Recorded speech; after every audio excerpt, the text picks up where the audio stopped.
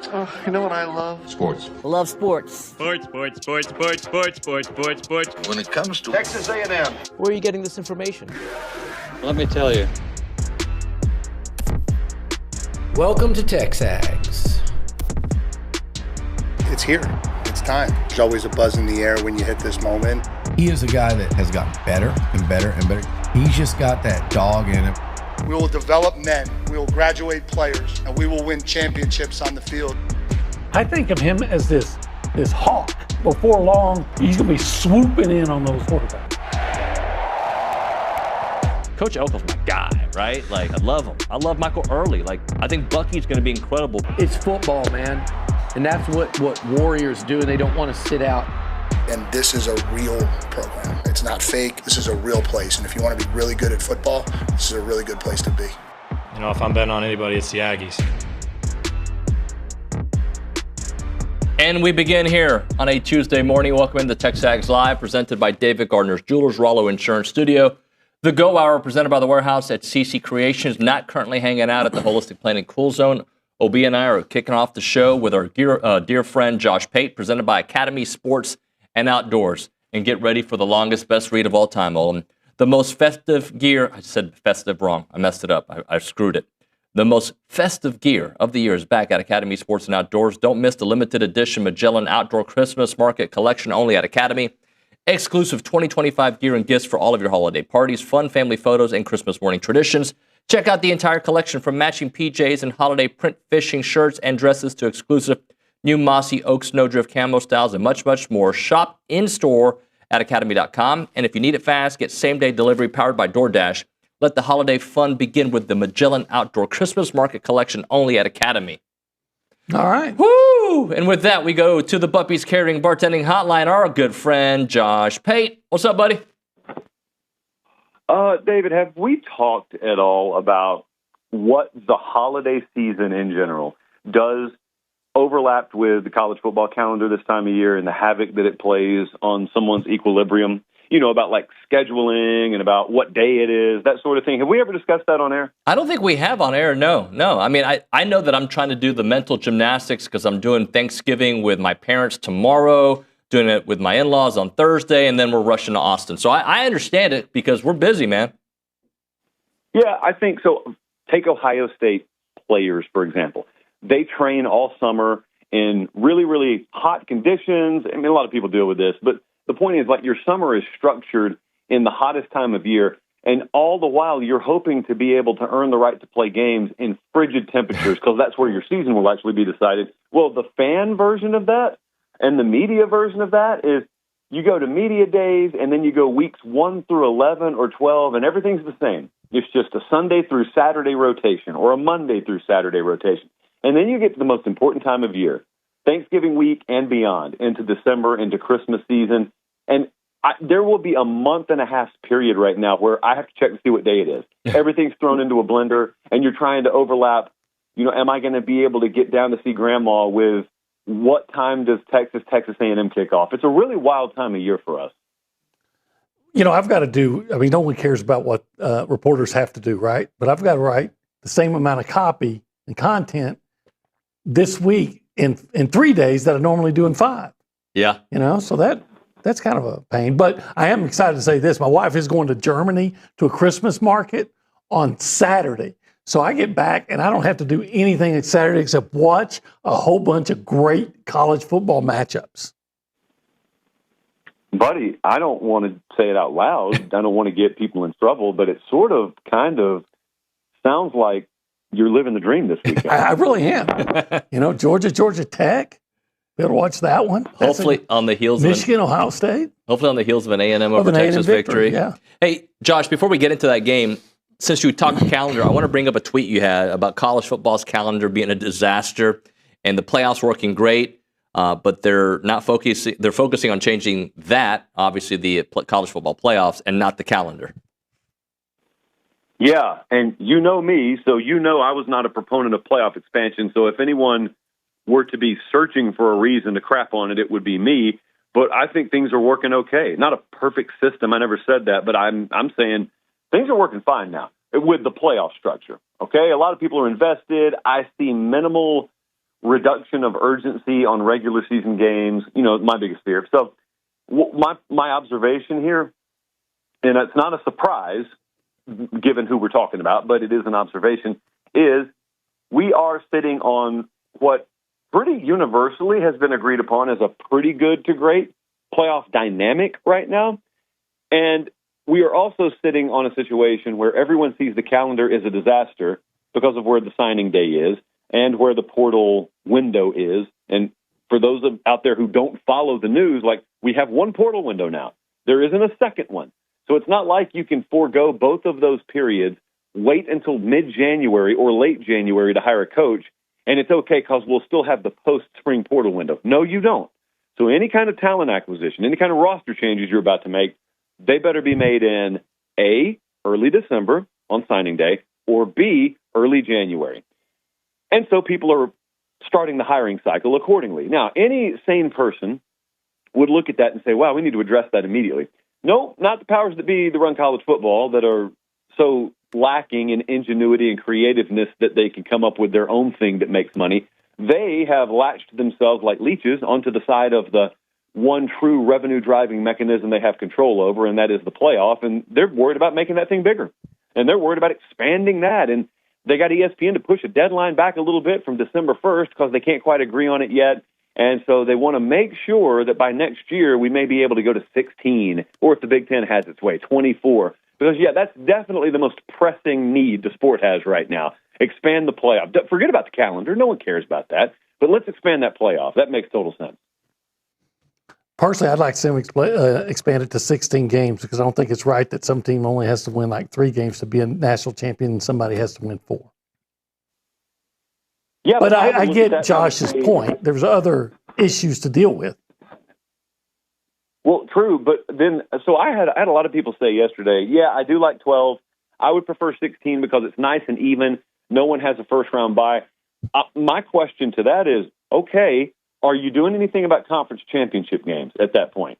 Because if you're not, if all I'm going to play for is a home playoff game, but in the aggregate, everyone in the playoffs going to play the same number of games, I have zero desire to go to the conference championship. Truth be told, I may be able to earn a first-round bye even if I don't go. Mm-hmm. A bunch of people are already about to do that anyway. So, again, in the whole balance of value proposition here, I don't really know how you maintain the value on those conference championship games and expand to 16. And that's even before we talk about the fact that you've already got, maybe this year notwithstanding, some pretty undeserving playoff teams that get into a 12-team field.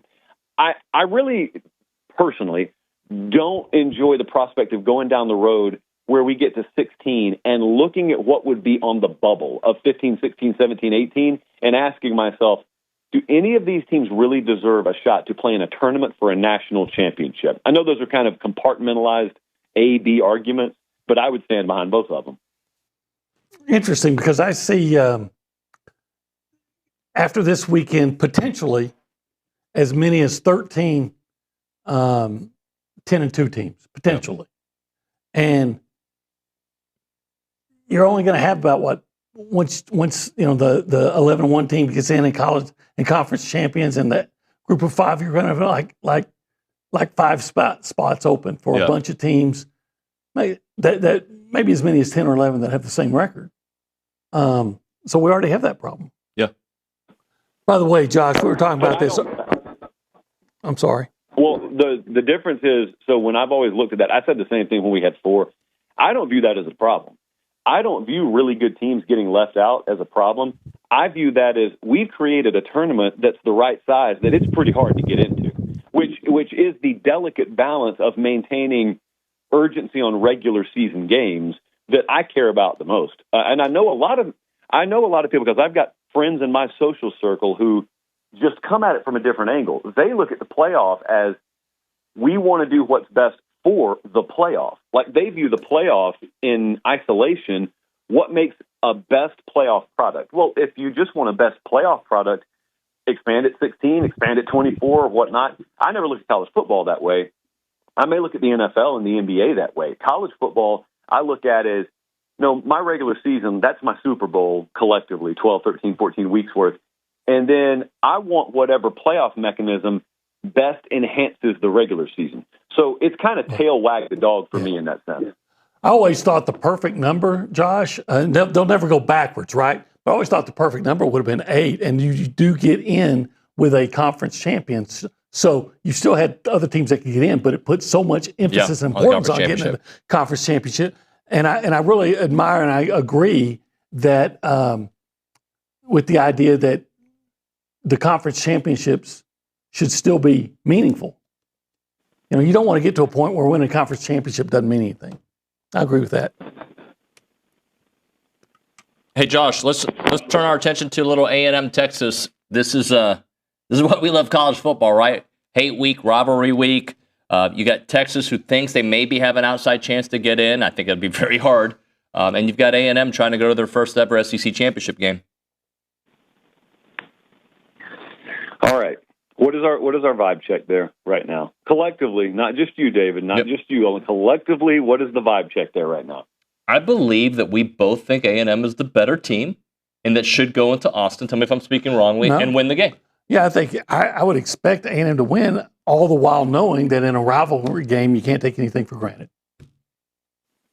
All right. I think I pretty much share your sentiment. Now, I teased a couple of weeks ago, maybe going Texas on this one, but the closer we've gotten, the further away I've gotten from that.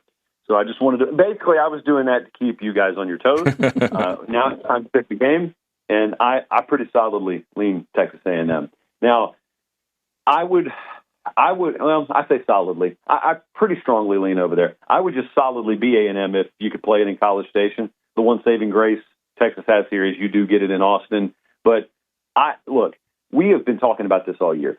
I keep going back to how many different ways A&M's had to win games and how that serves you come really like playoff time, but just come late in the season when you're out in the deep end, like your feet can't touch the bottom of the pool anymore, and only the teams that can swim survive from this point on.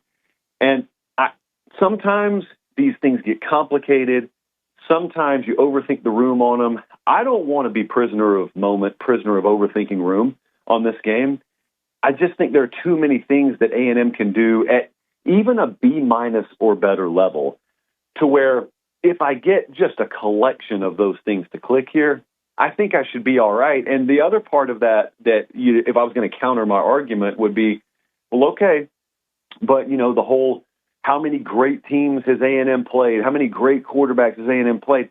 Look, if you want to go down that road, I'd ask you, are they playing one this weekend? Are they playing either of those this weekend? Now, you do have a quarterback there that at his top end can make some throws that most quarterbacks A&M space can't make. But anything you're saying about him, I can say about Marcel Reed. And I can say about the offense collectively. At A&M's offensive best, how many of those has Texas seen? So, I was impressed with Texas getting off the mat last week against Arkansas. That kind of gets overlooked once you've won it, but that was the kind of game that could implode them. So they did do that, so they put maximum meaning on the game.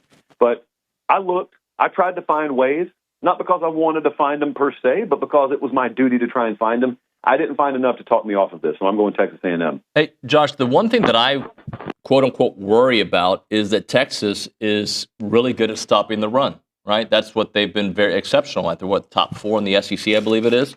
And then, A&M, the games that they have struggled, they have not run the ball well, or conversely, given up a lot of rushing yards, something that Texas doesn't do very well. Yeah, so that's fair. I would also say, all right, what style of game are we looking at here? This is, again, I go back to the same thing I've been saying. I've already said it once today. I've said it 15 times, I feel like, on this show alone. That's where it becomes so important, for example, to have played a game in like the teams. That Auburn game, I think, what was the score, like 16-10 or something like that? Yes. So you've played that style of game. Now, you've also played the Notre Dame game where you got to be in the 40s. But point being, you don't have to score every possession. So let's say Texas is having a lot of success. And let's say A&M is struggling to average over 3 yards per carry in the first half. Well, I mean, if you go into the half with 9 points on the board, it's not the end of the world if the other guy has 13 on the board, is my point. So it's a very complementary dynamic. It's not like I was listening to someone talk about the Iron Bowl the other day. it was an Alabama, I think, or an Alabama radio host. And, you know, they were all almost like, and I'm not saying you're doing this, but I'm saying they almost sounded like they were trying to find reasons Bama was going to lose the Iron Bowl. And they were talking about how tough it's going to be and how Auburn could zoom in on this, or how maybe Auburn could find an edge here. Well, of course they can. It's a rivalry game. That's the way they're supposed to look. Not every game can be 35-3 going into the fourth. So do the edges that you find overcome the edges they find? You just laid out an edge Texas has to have, by the way, because if they don't have that, then it kind of does get really tilted in A&M's favor. So I almost count on that being there. I almost count on the run not being there to the degree that, you know, it would be an acceptable A&M win. That's what makes it fun for someone like me to watch what Marcel Reed does. That also makes it fun to watch what, like, Craver or Concepcion or guys like that, guys that 3 years ago you weren't projecting to ever play against Texas because you didn't project them to ever play for you, but all of a sudden they are. And it's nice when a guy's a 4 or 5 year program guy for you, but I think it's also fun when a guy comes completely out of left field and throws on the A&M jersey and plays a dynamic role in beating Texas, or vice versa. That's fun for me to watch, too. So that's the way a rivalry game should go. I just think A&M can overcome that. Well, let's hope so. I think that A&M has the big playability to score 30 points. The thing that I would be concerned about, since if we're looking at, if I'm being like the Alabama guy poking holes, Yeah. The thing I'd be most concerned about is A&M's tendency to give up big plays, and Texas also has big play ability, even in the running game. I know they haven't run the ball well this year, and their offensive line isn't as good, but we saw last year Quinn Wisner definitely has the ability to put up some big numbers. So, A&M's got to overcome that, and then the kicking game issues also. Yeah, that's been a problem. Josh, before we let you go, let's get your thoughts this week as things evolve on Lane Kiffin, the Ole Miss situation, LSU, Florida. He wants to coach through the playoffs, which to me sounds like he's hinting he's going elsewhere, but maybe that's what he always likes to do, is hint things and stay. I don't know. How are you reading this? It's dangerous to read into it, is how I read into it. I lean that he will leave. That's where I lean. That is not based on any information he's given me. I know Lane fairly well. I have no idea where he's going. And so I do wonder about the timeline of this week. I do wonder from the Ole Miss perspective. Kublik made this point the other day, and it was a rare good point from Coleman. I got to give him credit for it. He said, what was the advantage, for Ole Miss to put that statement out? Like, there had to be something in it for Keith Carter to put out that really fancy graphic. What was it, though? And I think that it's just they're holding out hope. Like, I know everyone wants to treat everything like it's a movie script playing out, and you're looking for Easter eggs here, and, is there hidden meaning there? Really, it's not that. Really, it's no one knows what Lane's going to do, and then he's probably going to flip a coin in the parking lot before he walks into the building after the Egg Bowl on Friday, and that's his decision. But I do believe at the end of the day, here's the way someone laid it out to me from the agent world. They said, hey, think about this. And this agent thinks he's leaving. It's not his agent, but this agent thinks he's leaving. He said, think about this. If Lane were an NFL coach right now, looking to come back to college, would he look at LSU if it was open? I said, yeah. Would he look at Florida if it was open? I said, yeah. He said, would he ever look at Ole Miss if it were open relative to those other two? And I said, no, he wouldn't. He said, okay. If a guy is attached to his home, then it's already a non-story, and Lane's already signed an extension. So if he's gotten this deep out into it, he's probably viewing the three as just three candidates. There is no big hometown discount in play anymore for Ole Miss. And if that's the case, respectfully, your LSUs and Floridas of the world are always going to overlap whatever Ole Miss has to offer. And look, to me, in a world void of logic right now, that's as good a logic as I could find. At this point, I do think there's a lot more noise coming from LSU than Florida, but I've been cautioned for a week now, do not confuse lack of noise with inaction. Florida's just a lot tighter-lipped about what they're doing than LSU. So I'm sitting here, I'm thinking true 50-50 split right now. I had someone ask me for an article last night. You don't even have to give me an explainer. Just give me a guess where he's going. I didn't even answer the text. That's how unsure I am. I know my son thinks he's going to LSU. Yeah. If you had to place a bet, if you were going down from Nashville to Tunica and you had to place a bet, who would you put it on? LSU, Florida, or staying at Ole Miss? I would just keep going. You just keep going. Yeah. I'm putting it on LSU. I really don't know where. Like, I really don't even know where I would get. I will tell you this: I have heard enough intel/logic to make me be able to make a slam dunk case for either one of them. Like, if I were an insider on a message board, I could sell you on either one of them, which just means we're back to square one mentally. Josh, I don't know why, but I think I'm hoping, and I think maybe it's Florida. And A&M's going to have to play Florida next year anyway, so it's not like, but there's a part of me that thinks it's going to be, what is he going to be, an hour and a half away from Tampa? Like, come on, it's Florida. He likes the water. Yeah. He likes yoga. They don't do yoga in Baton Rouge. Fresh water. Yeah, this is true. I hope he stays at Ole Miss. Yeah, I think you're like me, David. You have this image in your mind of what the vintage Florida Gators look like, which is really Steve Spurrier, and you have an idea of what kind of head coach is leading that team. And the kind of head coach that is leading Florida when Florida's at its best feels a lot like Lane Kiffin. I do agree with you if that's what you're saying. Well, Kiffin is kind of the new Steve Spurrier. He is, yeah. He says, wide open offense, says whatever he thinks. I think he'd be a great fit at Florida. Yeah, I just think he's going to LSU. Hey, buddy, have a happy Thanksgiving. We'll talk to you here next week, all right? All right, appreciate it, guys. Same to you. Later, buddy. Josh Pate there on the Bubby's Catering and Bartending Hotline.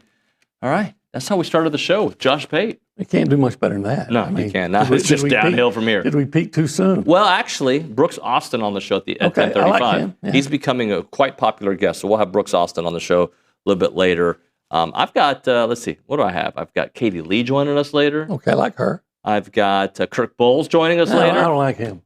I got Jordan Pugh joining us later. I like him. Got Brooks Austin. Yeah. So it's going to be you're like 4-1. Yeah, it's pretty good. I got to do the go hour, though. Anyway. 4-2. We'll hit a break. OB, let's 1775 it. But I want us to find a way to, we're going to have like a production meeting about 1775 on the air. Okay. We've sold people on how good the food is, the queso mac and cheese, the protein, our little jokes. Now I wanted to kind of flip it, right? Like, how do we sell 1775 without using any of the shtick, which isn't shtick, it's reality, that we've used before? If you had to come up with a good way to enter a dialogue about that amazing brisket, succulent brisket. It's amazing, too. It's amazingly succulent. Like, let's just pretend like there's a guy from, I don't know, Ecuador, who just learned English. He just shows up. I don't know why he's got that accent. What accent is that? I don't know. Sounds like it's like Richard Zane's uncle. I can't think of her name. Yeah, her too. Glenda. She says, I want the violon. Yeah. Who was that? I can't think of her name, from Sunset Boulevard. Anyway, go ahead. I don't know what you're talking about, actually. I pretended like I did for a minute. Anyway, I want to eat good Texas barbecue. And you would say? I'd say, well, then just go to 1775. It's not going to, I'd say, wait a minute. If you want good Texas barbecue, I don't think I can help you. But if you want great Texas barbecue, monumental, spectacular, stupendous, or whatever word you want to use in your English as a second language, first language thing. Muy rico. There you go. If you want that, then I'll take you to 1775 barbecue. Oh, thank you, Mr. Buchanan. I changed her accent now. Now she's Asian. I don't know what I did. Yeah, I know. Anyway, it's 1775, txbbq.com, 979-492-6241. It's 1775.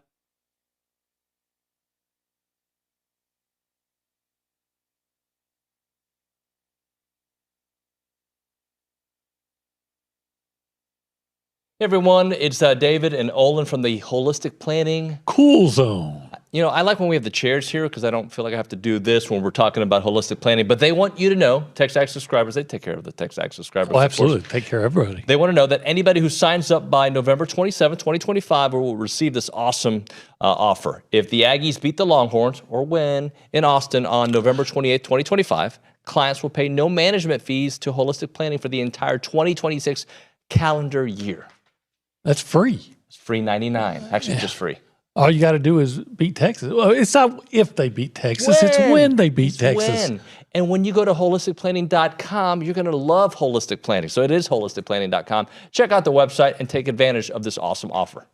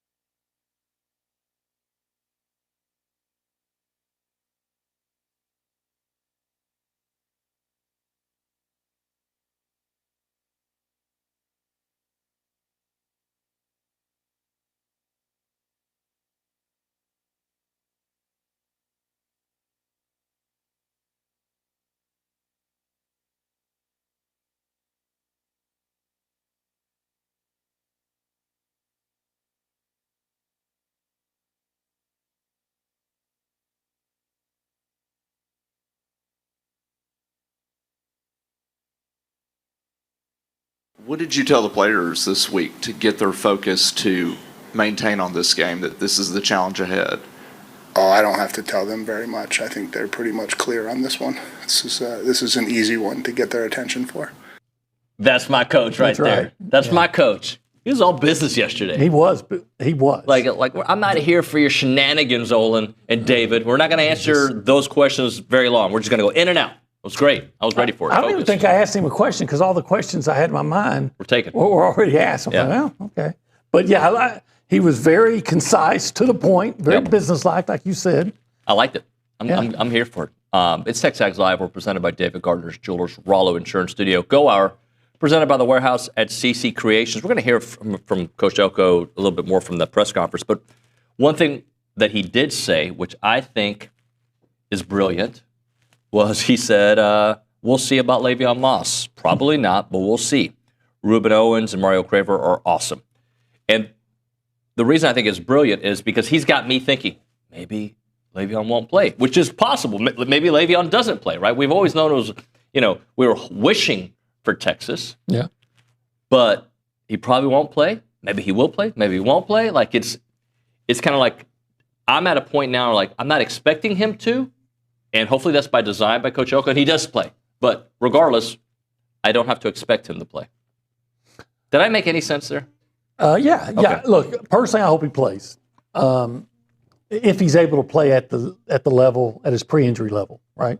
There's no point in rushing him in there if he's only going to be, 80% of himself. Right. Especially when you got other good backs. Now, typically, if you're able to play, you play in this game. Yeah. If you're at Ohio State and you're playing Michigan, you're able to play, you play. I'm trying to remember, a year ago, right at this point, we saw Ruben a little bit in this game, right? Yeah. This is where he made his comeback, right? If I remember correctly. He had like 2 carries. Yeah, and he definitely did different injuries. Which is why I wouldn't play Le'Veon if he's not 100%. Right. Yeah.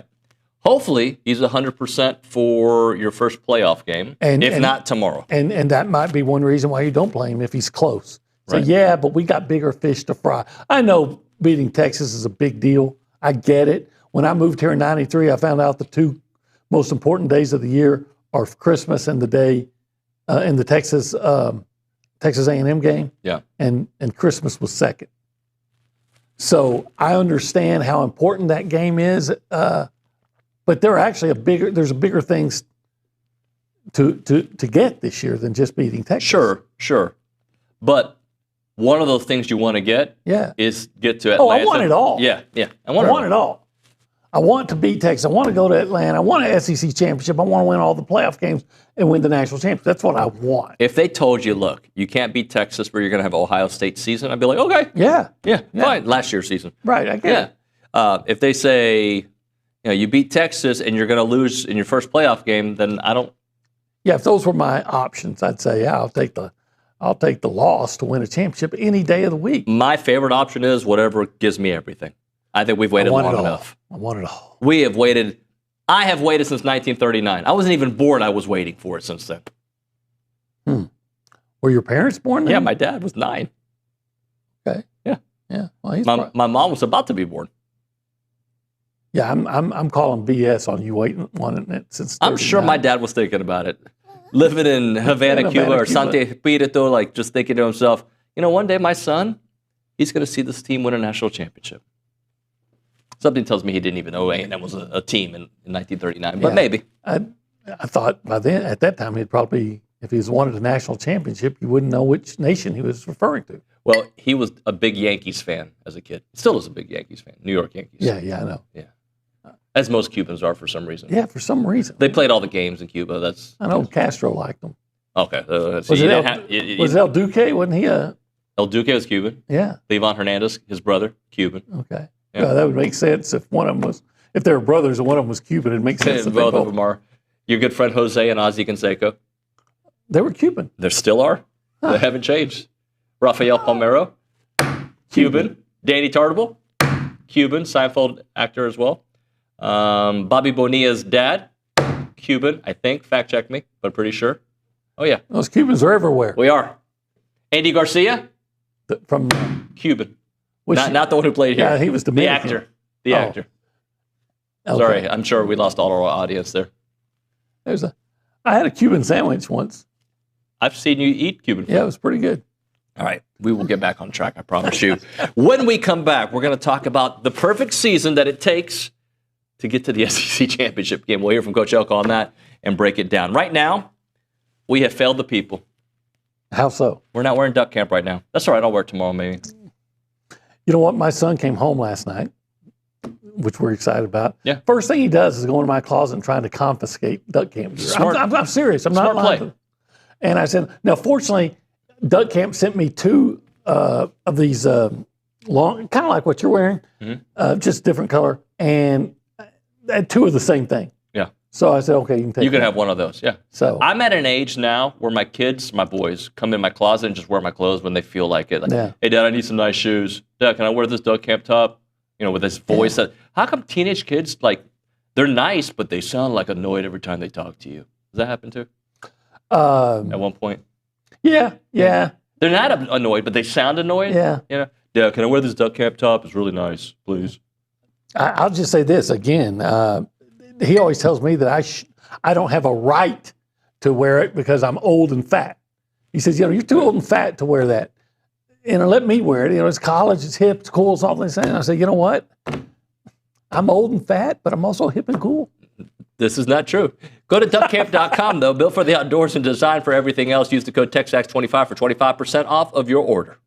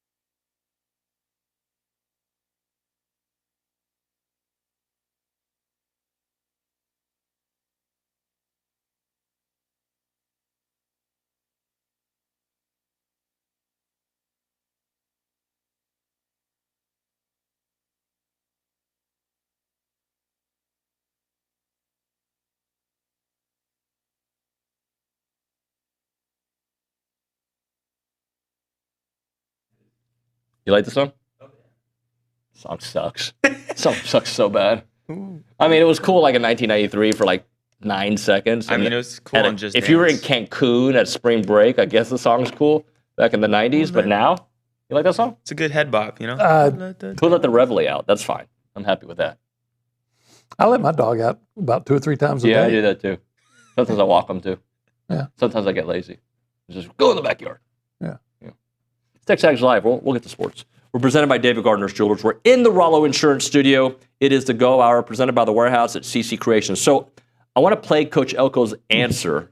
I actually thought, who was it Rob who asked from Aggie Illustrated, who asked the question about how interesting it is this year. You have to be perfect to get to the SEC championship game. Like it, and last year, and Coach Elko we'll talk about it here in a second. Last year, 9-3 would have gotten A&M in. Yeah. This year, for A&M to get in, they have to go 12-0 or 8-0 in conference play. So here is Coach Elko on that question yesterday. The way things broke this year with our schedule inhibited some of our tiebreaker abilities, and so it's going to force us to go 8-0 to get to Atlanta, and it is what it is. I think in another year, certainly last year, it wouldn't have taken the same.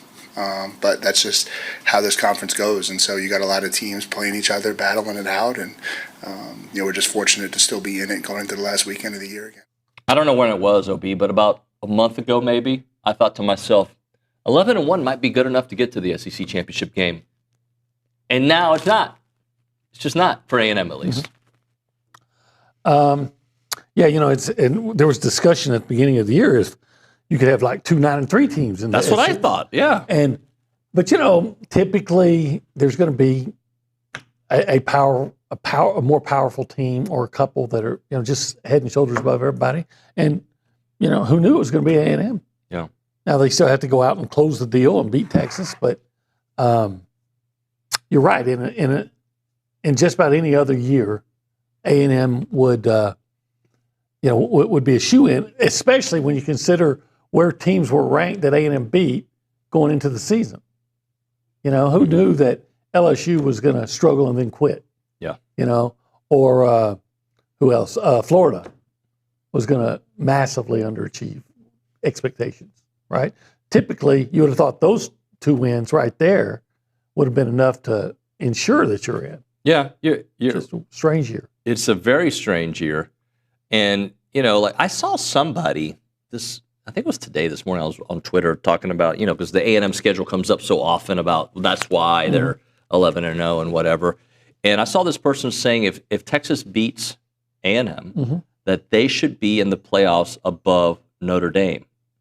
And they go, look at their big wins compared to Notre Dame's. And this was I think it was a national guy. And I'm like, bro, they got 3 losses. Yeah. Notre Dame's got 2. You can't, you look at our wins. We got to look at your losses too. Well, Notre Dame beat USC.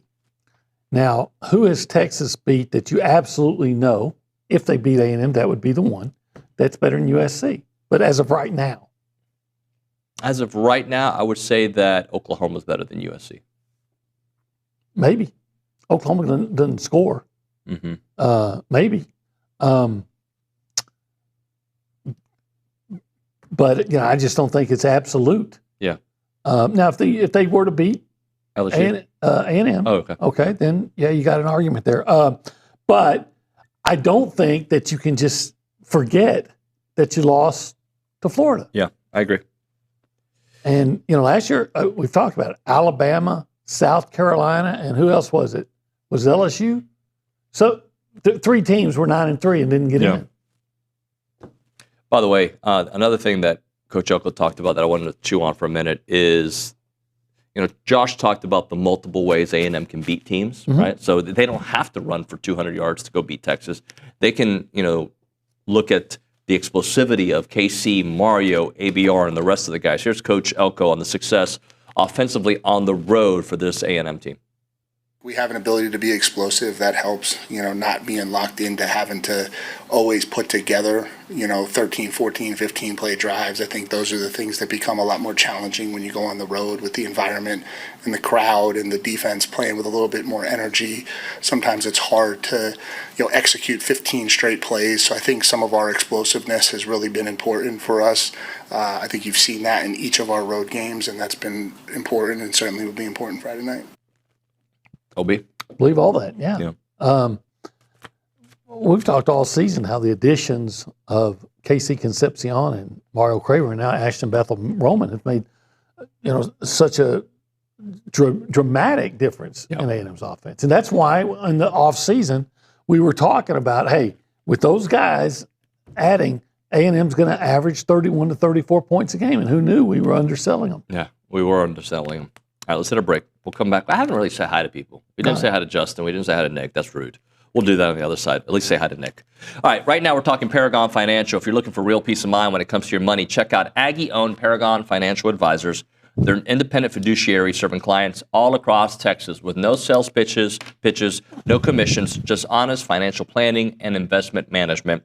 And what really sets them apart is the over 9 CFPs, the CFA, the CPA, all on staff, and they take their credentials very seriously.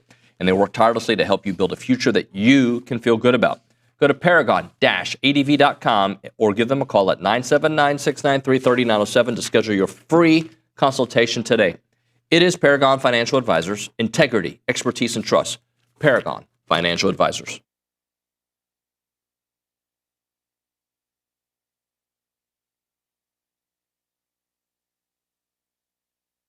Hey guys, David Nuño here to talk about our new partners with EventPipe. They are a leader in hotel booking technology, and now they're giving you a chance to support Aggie student athletes every time that you travel.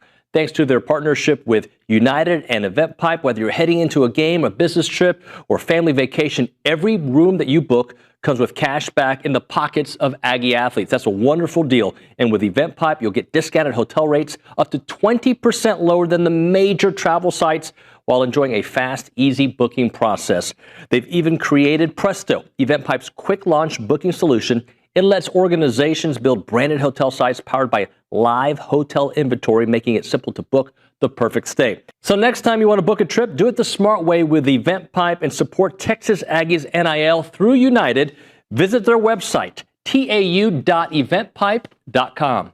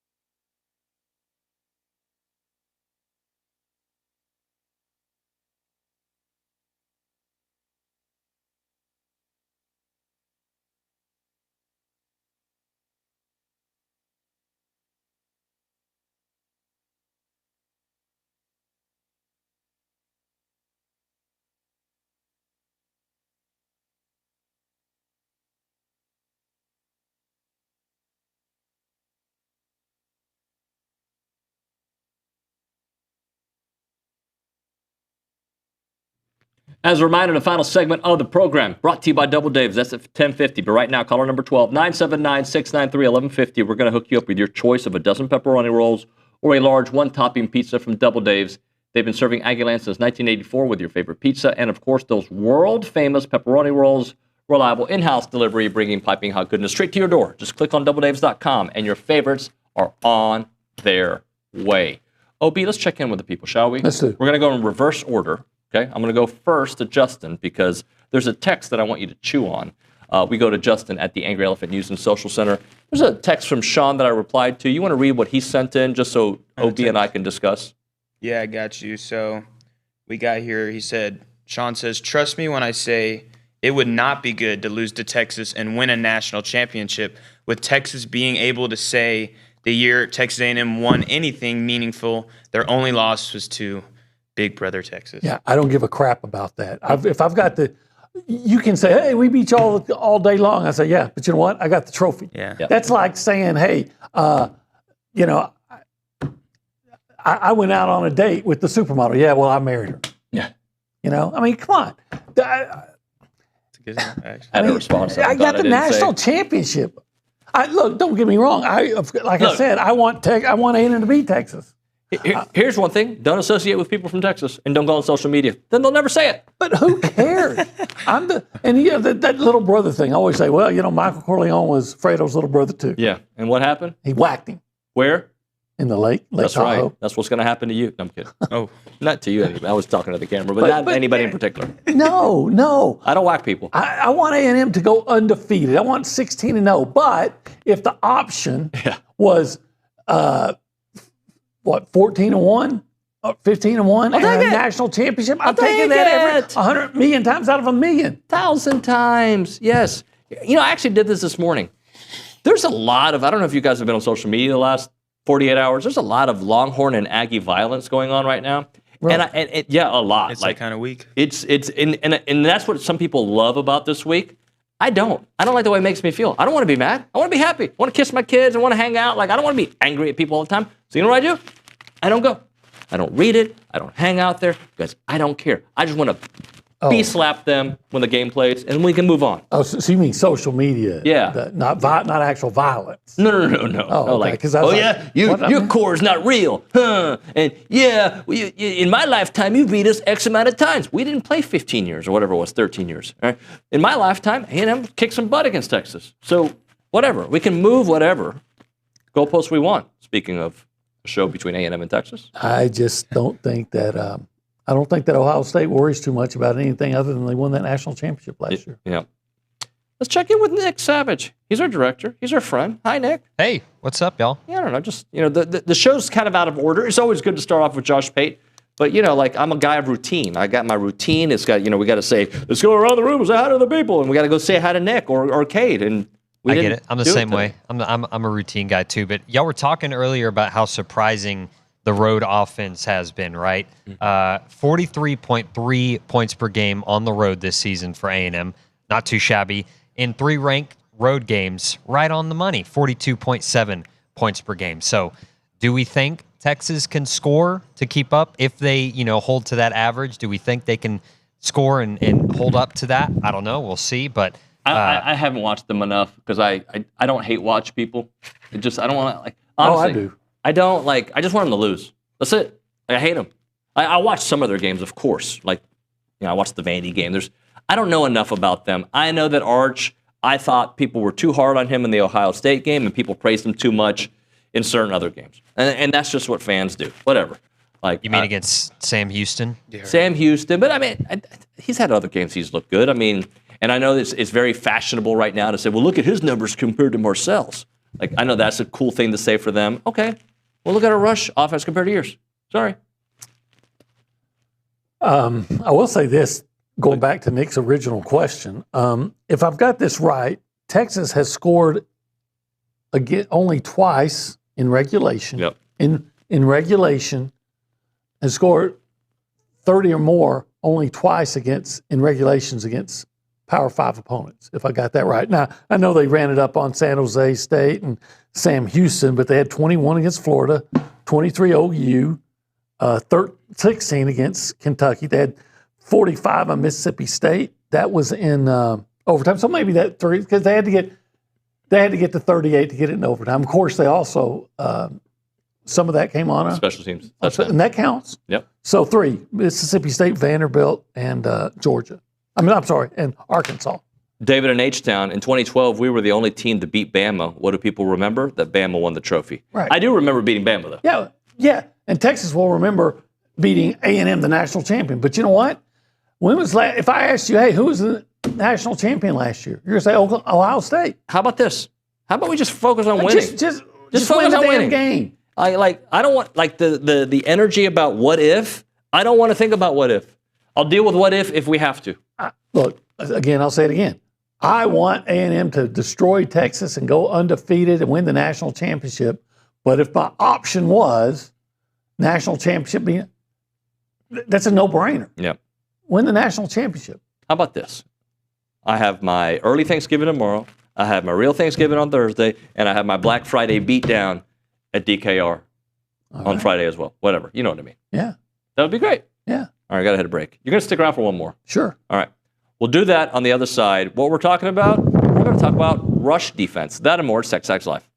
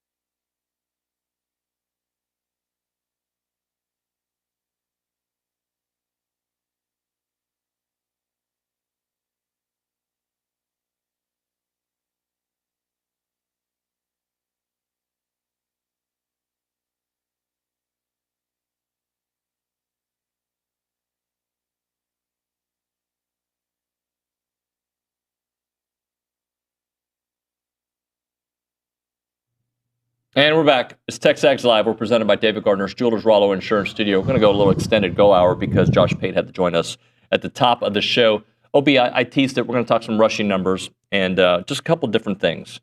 At least from A&M's rushing attack ability versus Texas's vulnerability. Texas has failed to reach 100 rushing yards in 5 of 7 SEC games, their offense, but their rush defense on the other side. The games that they did win, I should say, Oklahoma had 136 yards, Vandy had 100. A&M once this season did not reach 100 rushing yards, and that was the South Carolina game. Okay. Just giving you some numbers to chew on.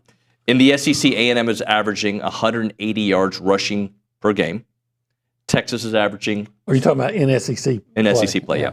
Texas is averaging 66 rushing yards in SEC games.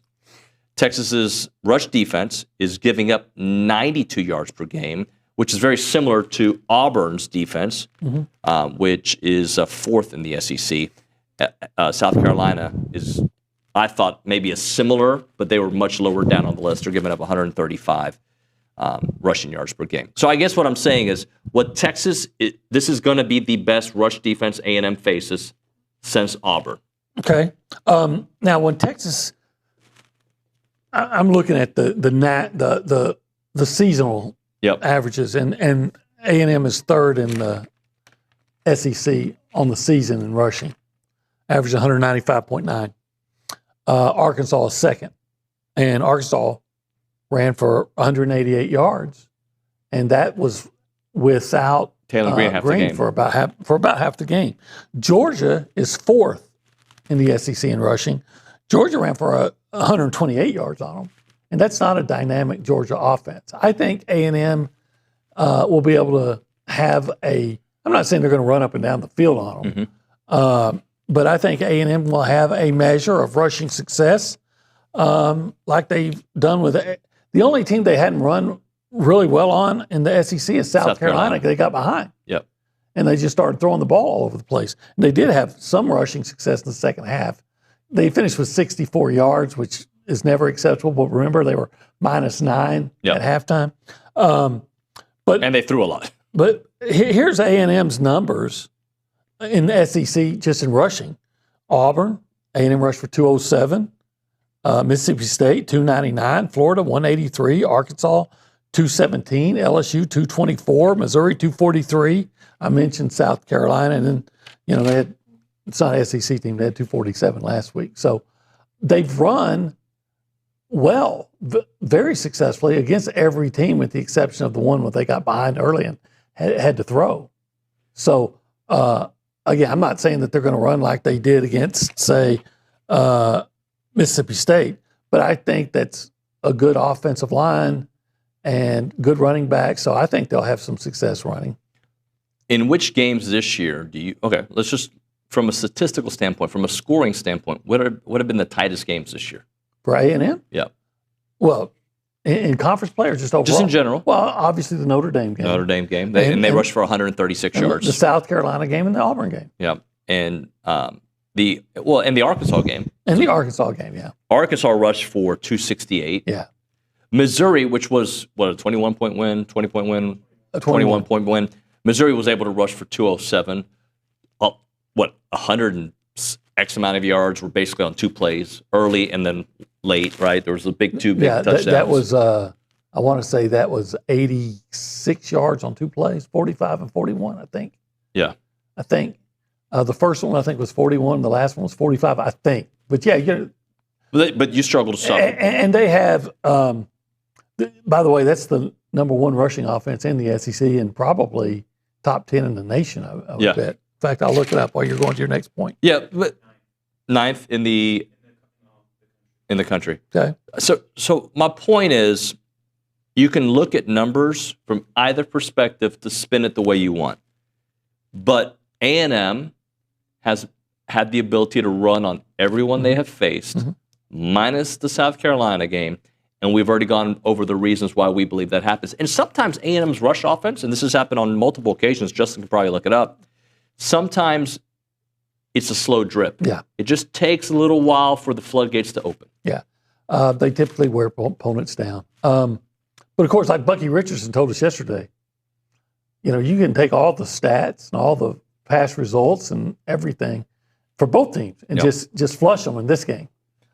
I do think, though, that A&M is good enough in the offensive line, and whoever run if it's Ruben or EJ or whoever, hopefully Le'Veon, you know what? And don't forget the teams that ran well against Texas have had quarterbacks that are running threats too.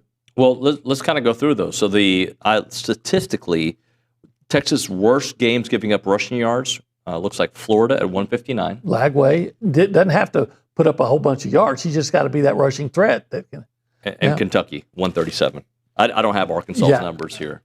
Arkansas ran for 188. Oh, that's pretty good. Mike Washington had 105, and again, I think I want to say, I may be off on this. I want to say Green might have been in the low 60s, high 50s, low 60s. He played how much? Quarter and a half? 2 quarters and 5 minutes. Sorry. Okay. Yeah. So he was on his way to the 100-yard rushing game too. What did you say? Yeah. So okay. So that's another thing that A&M has that that other opponents that have had a measure of success running against Texas have. Do you have, and I'm just curious, Diego Pavia's rushing stats against Texas? Yeah, 14 carries, 43 yards, and a touchdown. Okay. And they got behind. Mm-hmm. Remember Texas on the first play of the game, and then Pavia got sacked and fumbled. Yep. And they got an easy field goal, and then they scored. Next thing you know, it's 17-0. So they had made a second half run. He threw for 365 yards. I know that's not the topic of discussion, but that's how they kind of compensated. But yeah, 43 yards. I know Justin wants to play a Thanksgiving game with us. We'll do that here in a second. We didn't get to do it earlier because we had Josh on. Let's go through our performance of the week. Sometimes mine are different than Coach Elko's because he gives his press conference. But a couple of these, again, the game against Samford, it was more about the youngsters playing. I put Landon Rink on my list. Yeah, Landon Rink, every time I see him play, you notice him. Yep. And that's enough for a freshman. He goes in there, blocks a kick, and if I'm not mistaken, did he have a sack or a tackle for loss? I think he had a tackle for loss, not a sack. But every game when he plays, I notice him. And that says a lot for an interior freshman defensive lineman. Had to put Amari Daniels, goes over 100. His number finally called this year for whatever reason. We got a lot of running backs, so that's part of it. But Amari's number got called quite a bit. He had over 100 yards. And I also put Marco Jones on there. Yeah, Marco Jones. I'd put Ashton Bethel Roman. Yeah, ABR for sure. There's in a game like that, you expect there'd be a lot of guys play well, and there was. It's hard for anybody to put up huge numbers. Yep. Because they didn't play that much. Yep. Yeah, we're not even talking about Marcel throwing 3 touchdown passes in a quarter and a half. Really in a quarter. Yeah. Because if I'm not mistaken, when he on that 4th touchdown drive, when he was, I think it was 4 runs. Right. And he wasn't involved in any of them, I don't believe. So it just turned around and handed the ball off. All right, let's go to the Angry Elephant News and Social Center. Justin, explain this game you want to play. All right, so in the spirit of Thanksgiving and holidays, I thought we would dive into a little bit of, you have obviously all the different Thanksgiving items, whether it's mashed potatoes, turkey, ham, green bean casserole, etc. So I posed the question to you both, what SEC teams kind of fit kind of those top Thanksgiving items? So I'm going to have a hard time with this game because I'm not creative. And secondly, Arkansas would be the ham. Yeah, you have to go ham. So, I happen to like turkey, but there's a backlash on turkey. I feel like turkey's not like... Well, turkey's the lead item. That's what I think. And if you look on the standings right now... A&M is the lead item. So, yeah, that's... Well, you don't want to be called a turkey. But you didn't want to be called that 40 years ago, right? Is that still a thing? Hey, turkey? I've never heard of that. See, you never heard somebody calling somebody, you're just a turkey. No. Jive turkey. Jive turkey was 1972. Yeah, that's what I'm saying. Yeah. So turkey is the centerpiece. It's the A&M's the turkey. marquee item. So, Okay. Yeah. A&M's Give me the next tier. What's the next level? Maybe some rolls. Maybe some. Rolls. rolls. I'm a big fan of the rolls. like Not on the those body, but the sweet actual Hawaiian bread. rolls. Which ones? The sweet Hawaiian rolls are the best ones. Yeah. Georgia? No, Georgia's too good. I mean, the rolls are nice, but they're just kind of there. What about Buddy, do you remember when we went to Texas Roadhouse, how many rolls we had? Yeah. That was a lead item that day. But did you go for the rolls or for the steak? I definitely went for the steak. That would be A&M.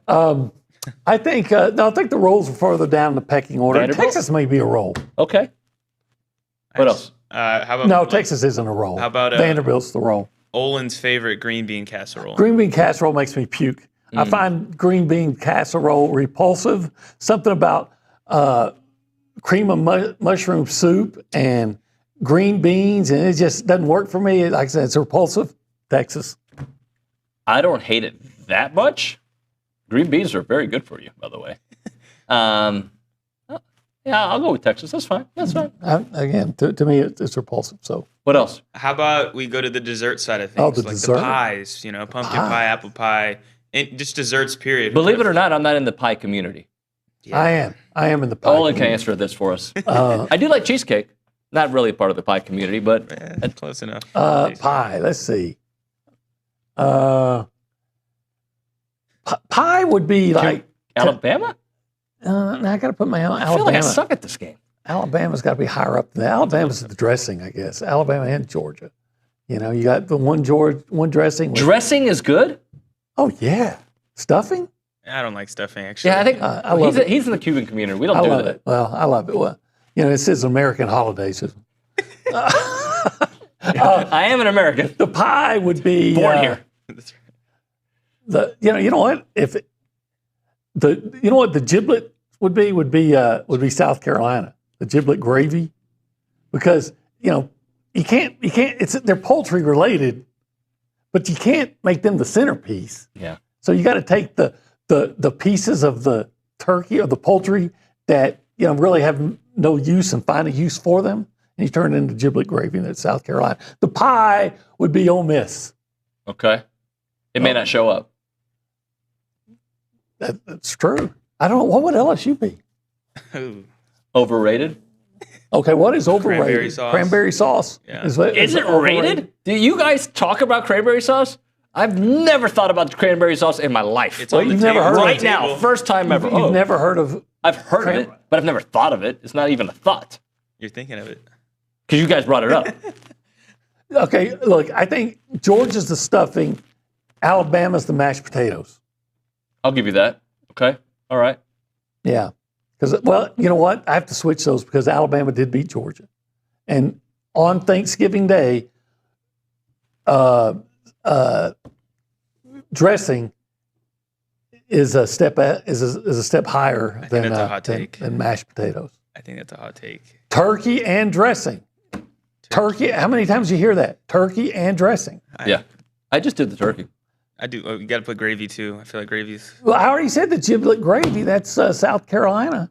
You got to do something with It's a disgrace to gravy. As I mentioned, I'm the worst person to play this game ever. I just eat the turkey, get a little broccoli, and I'm good. Some broccoli on Thanksgiving. Yeah. Well, if I had more time to actually think about it, yeah, broccoli. He eats broccoli for everything. He eats broccoli for dessert. And by the way, broccoli's Auburn. Auburn with Cam Newton? Yeah, I agree. No, it's not. We're talking about Auburn now. Oh, sorry. My bad. You don't like? Actually. Opie, I think you need more fiber in your diet. Huh. Irma would disagree.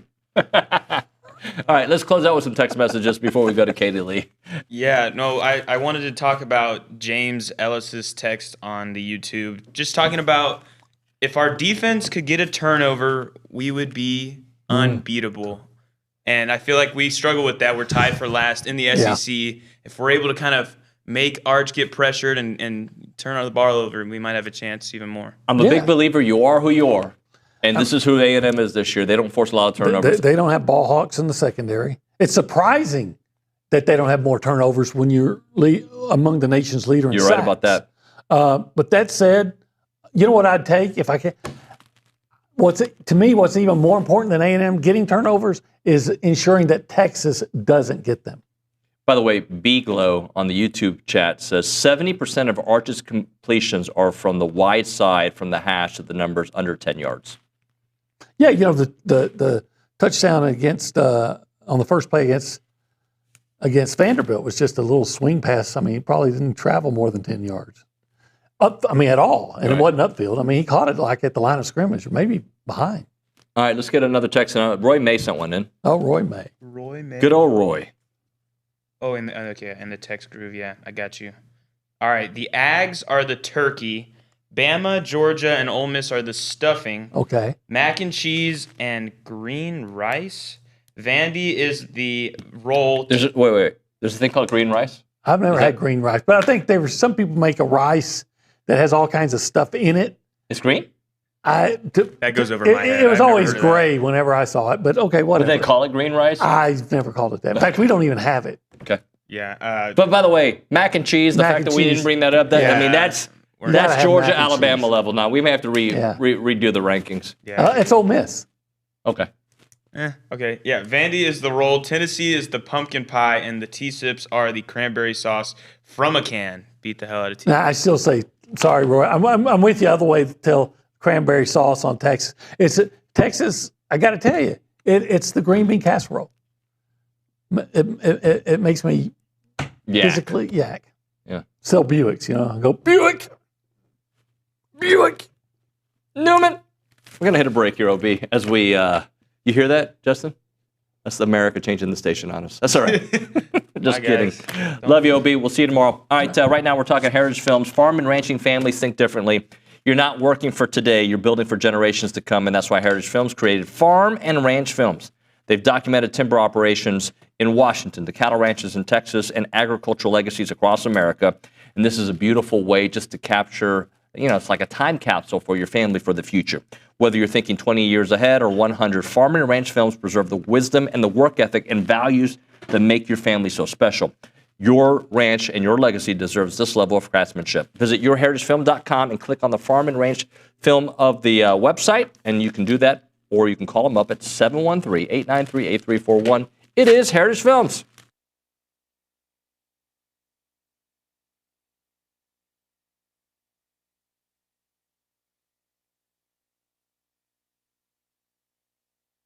All right, we're talking about Burlebo, the heart of Texas, more than an outdoor lifestyle brand. It's products created with you in mind. Currently, I'm wearing the performance polo, the Texas maroon and gray. If you look into it, you've got the state of Texas in gray, and you also got it in maroon. It's one of their highest, most popular sales that they have there. It is really nice.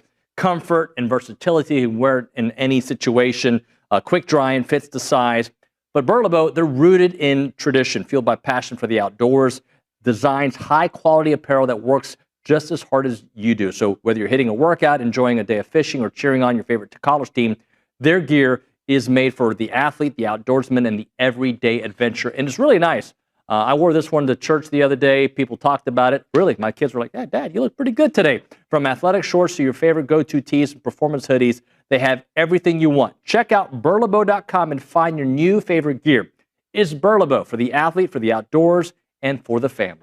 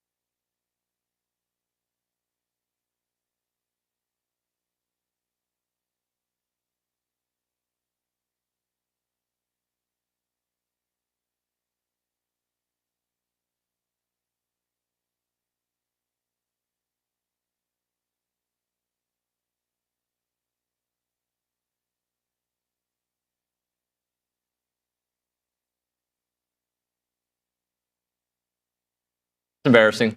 We're back here on TexAgs Live. We're presented by David Gardner's Jewelers Rollo Insurance Studios. Talk a little Aggie women's hoops.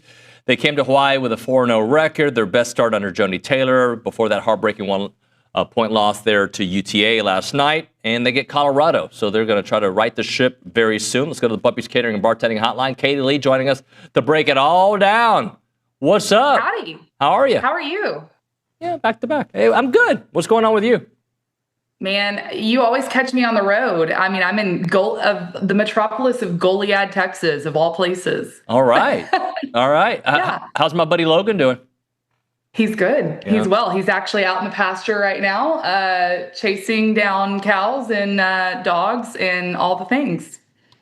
All right. So let's kind of start off with the way the season has gone, because I know last night was heartbreaking. I get that. Yeah. But I still feel like the product on the court has been better than we've seen in a long time. Am I wrong in my assessment?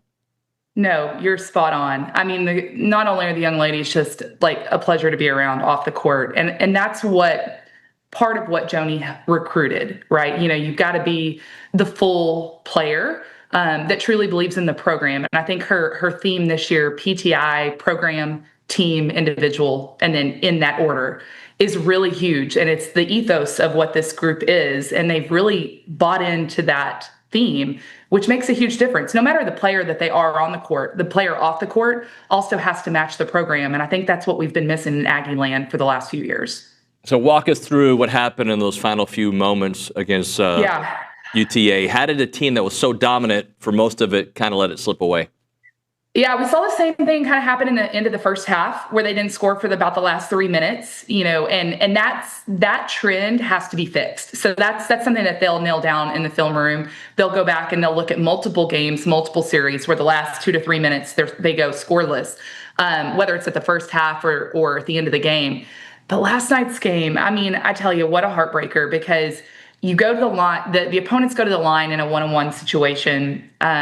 You know, they have the opportunity to win it, but the best thing for us happens that they miss the free throw, but yet we don't block out. And when that happens and they go in and get the rebound and the putback, I mean, that right there, not only as a player, that'll eat you alive. So I do expect them to come in with a very intentional focus against Colorado today, or tomorrow, excuse me.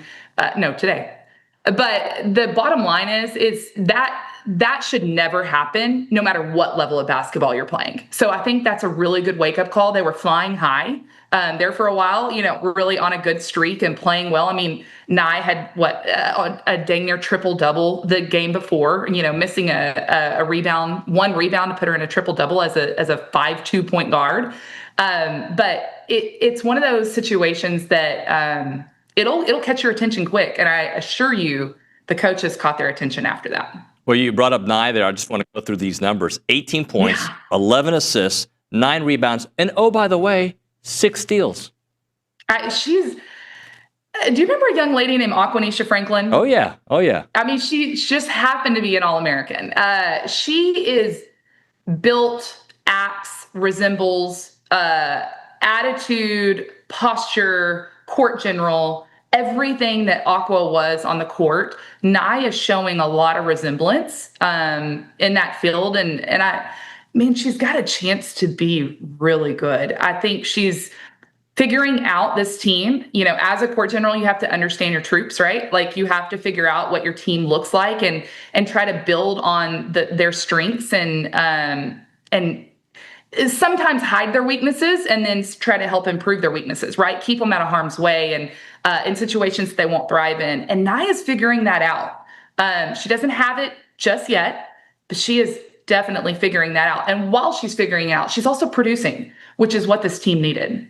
Who is someone that has kind of impressed you, like you didn't know where it was going to go, and they've really come out of, I don't want to say nowhere, but somebody like, okay, I see where you're going with this? So there's 2 of them. I think there's Jordan Webster is one of those they call grandma on the court because, you know, she's been around for a while. She's got a great pedigree with her dad, you know, playing in the NBA and everything that she comes from. But at the end of the day, she is one of those people that can come off the bench and give you a solid solid minute and stat line.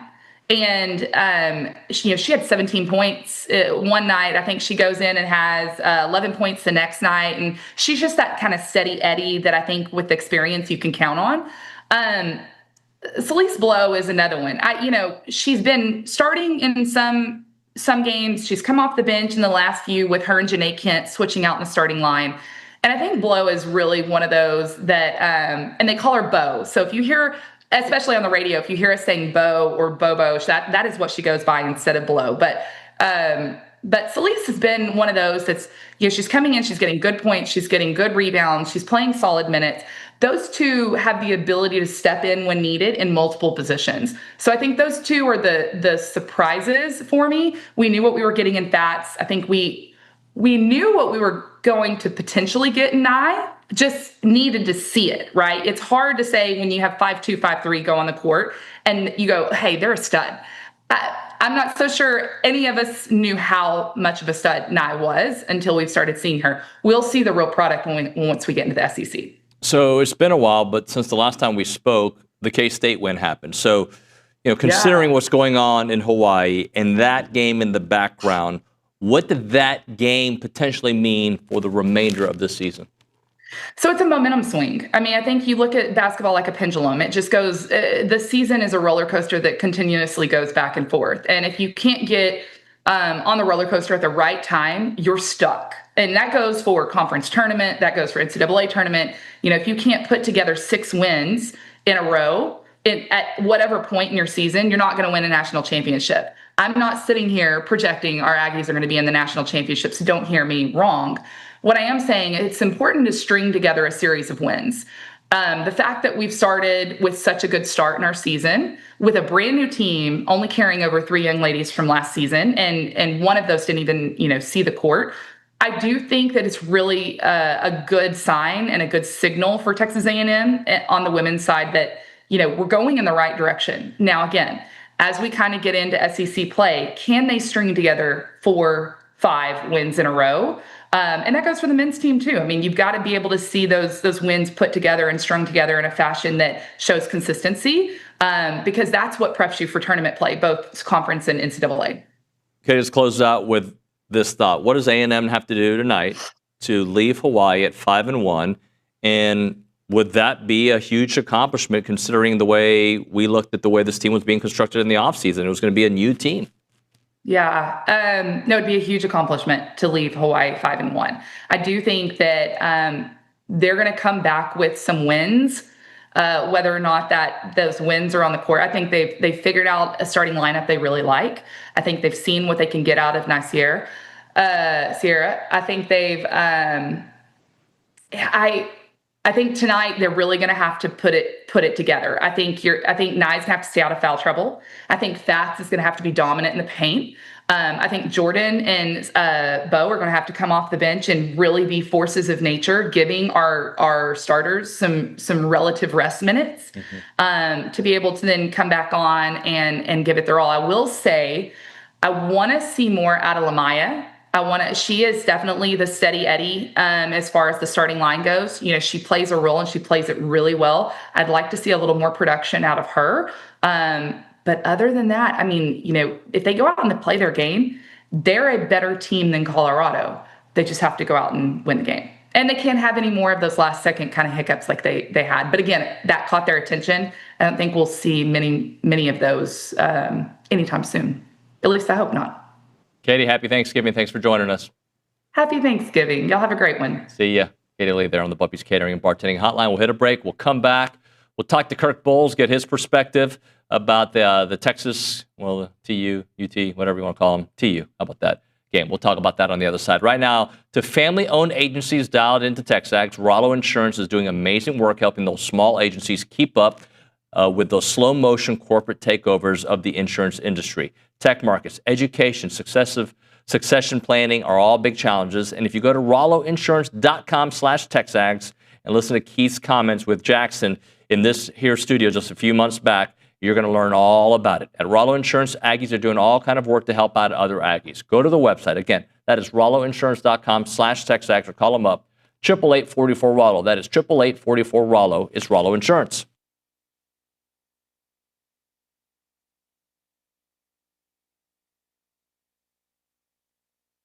Hey friends, David Nuño here for Prize Picks. They're back on TexAgs, prizepicks.com/TexAgs. Use the code TexAgs to get $50 once you play in $5 lineups. And Prize Picks is the best place to win cash while watching sports. Football season's here, basketball coming up, baseball, you name it. You go to prizepicks.com/TexAgs and start having some fun watching sports, making some money on there. And you can play Prize Picks in over 40 states, including California and Texas. Remember, they'll give you $50 in lineups once you play $5 lineups on Prize Picks. And they have the new thing. It's called It's Good to Be Right campaign, and they're kicking off the upcoming NFL season with their bold new campaign, It's Good to Be Right. The seasonal long push celebrates the thrills of getting it right, from the perfect prediction to winning your Prize Picks lineups. Prize Picks is good to be right.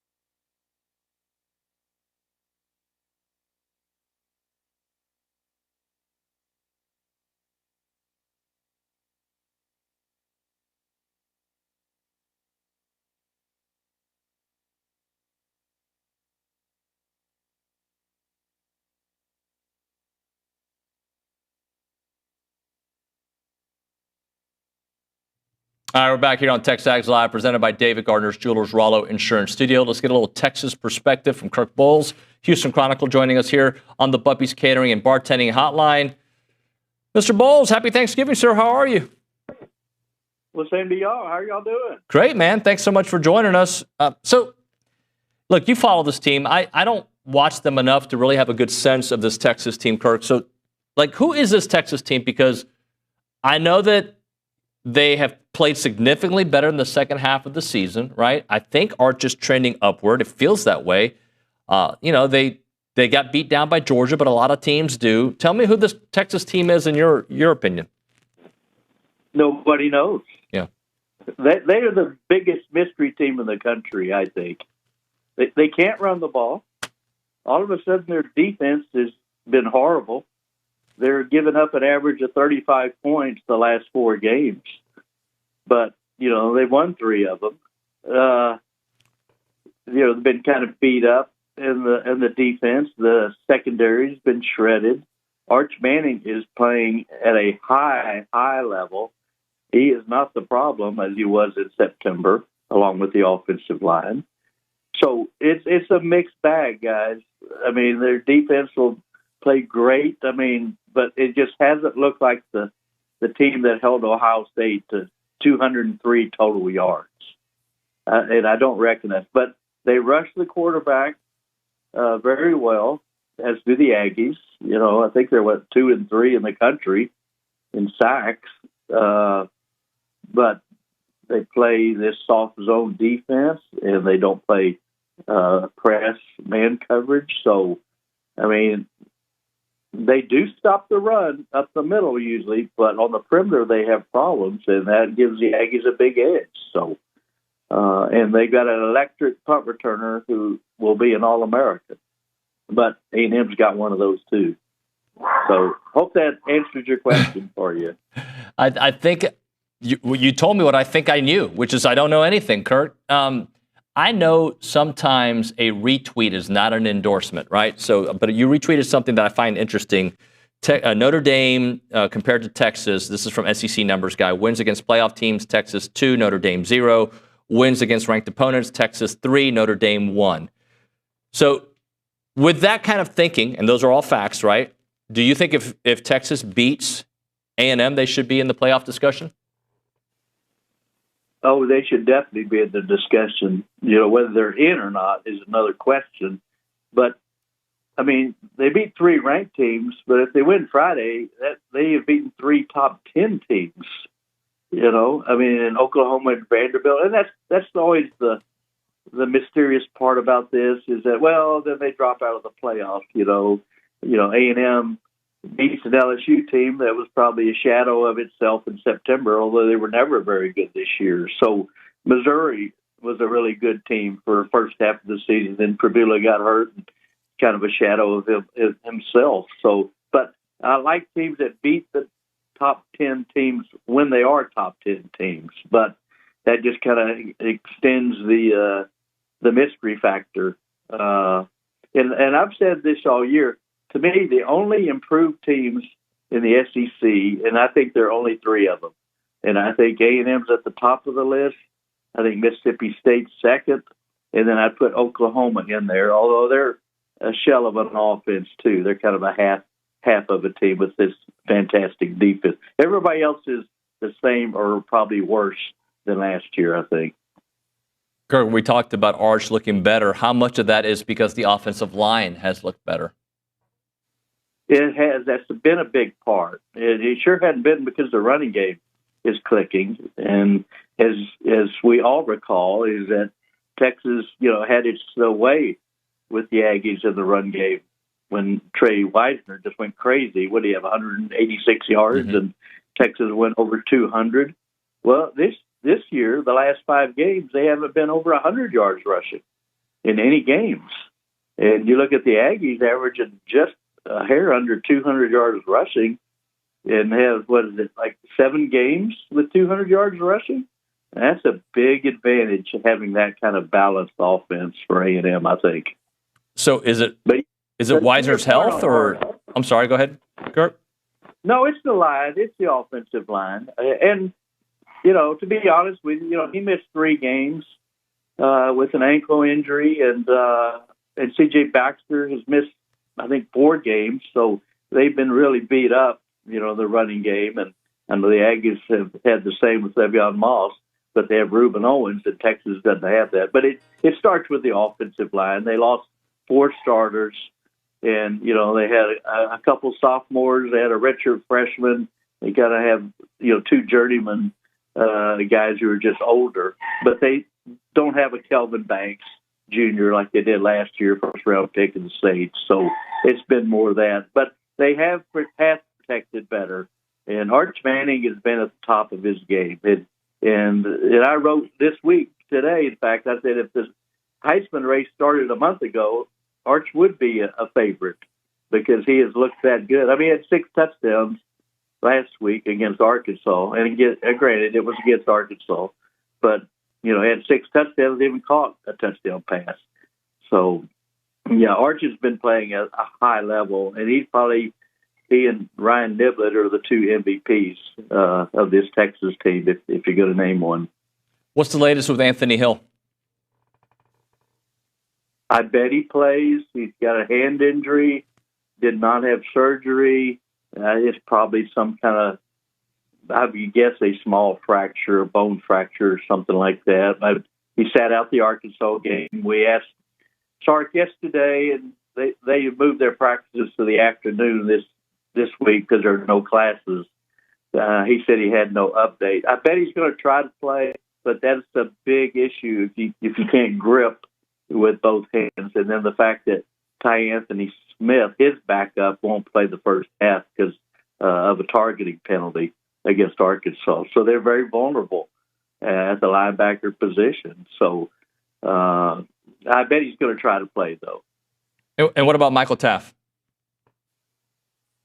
Well, he's healthy now, but he just isn't playing very well. And he's owned that, too. And he was playing at a super high level for, half the season before he broke his thumb and had 2 screws put in after the Kentucky game. So, he's kind of been a shell of himself, too. And he's not overly blessed with, quickness or athletic ability. He's just tough and smart, the kind of guy that's the glue back there. But, their best defensive back might be Grayson Littleton, their freshman slot, the nickel back. He's been very solid and is probably going to be a star here in the future. But the secondary hasn't been anything to write home about. So they've got a lot of flaws, I'll put it that way. And the Aggies have the kind of team that can expose them on Friday night. Kirk, how important is this game? Look, we know how important it was last year for both teams. Texas trying to get into the SEC championship game. They hadn't played A&M in forever. This year, kind of the roles are reversed where Texas A&M needs a win to go to the SEC championship game. And Texas is in their way. Texas is still trying to maybe find a way to get in if there is a Hail Mary. How important is it for those reasons and, of course, the rivalry on top of that? Oh, my God. I don't think you can understate or overstate how important this is. I mean, the Aggies are looking at doing something they haven't done since 1939, and they're capable of doing that. To be the only unbeaten team in the SEC, and I know people talk about their schedule, and I've written about it too. And the schedule's the schedule, but they beat Notre Dame on the road. Nobody else is doing that. I mean, Miami beat them, way back in September. But, the Aggies have everything to play for. And it's not like if they lose, they don't have a great consolation prize because they're in the playoffs. So, to me, they're in the playoffs. They got a chance to win their first SEC football crown ever and, solidify, one of those top 4 seeds. But if they did lose Friday night and they do sit out Atlanta, they're looking at probably being the 5th seed and hosting the group of 5, North Texas, James Madison, Tulane team at Kyle Field. And we know how rocking the place that will be. And then they, be a huge favorite to win that game, build a lot of momentum, going into the next, into the quarterfinals. Texas has just kind of been searching. It's not been a lost season, but, it's been a weird season, 2 horrible fourth quarters against Georgia and Vanderbilt, and they haven't come close to reaching their potential. Sark might not agree, but I think they've drastically, underachieved this year. And I think 99% of Longhorn fans would agree with that. But they got a chance to ruin A&M's perfect season, maybe get in the CFP. I think it would be a good cap to the end of the season going into next year. Kirk, I didn't follow enough of the whole Sark to the NFL. Like, I know it was out there, and I know he addressed it and whatnot. And I'm not necessarily asking if it's been a distraction. It doesn't seem like it's been a distraction. But do you think that came out of nowhere, or do you think that maybe came out of some frustrations and maybe at some point he will investigate what life is beyond Texas?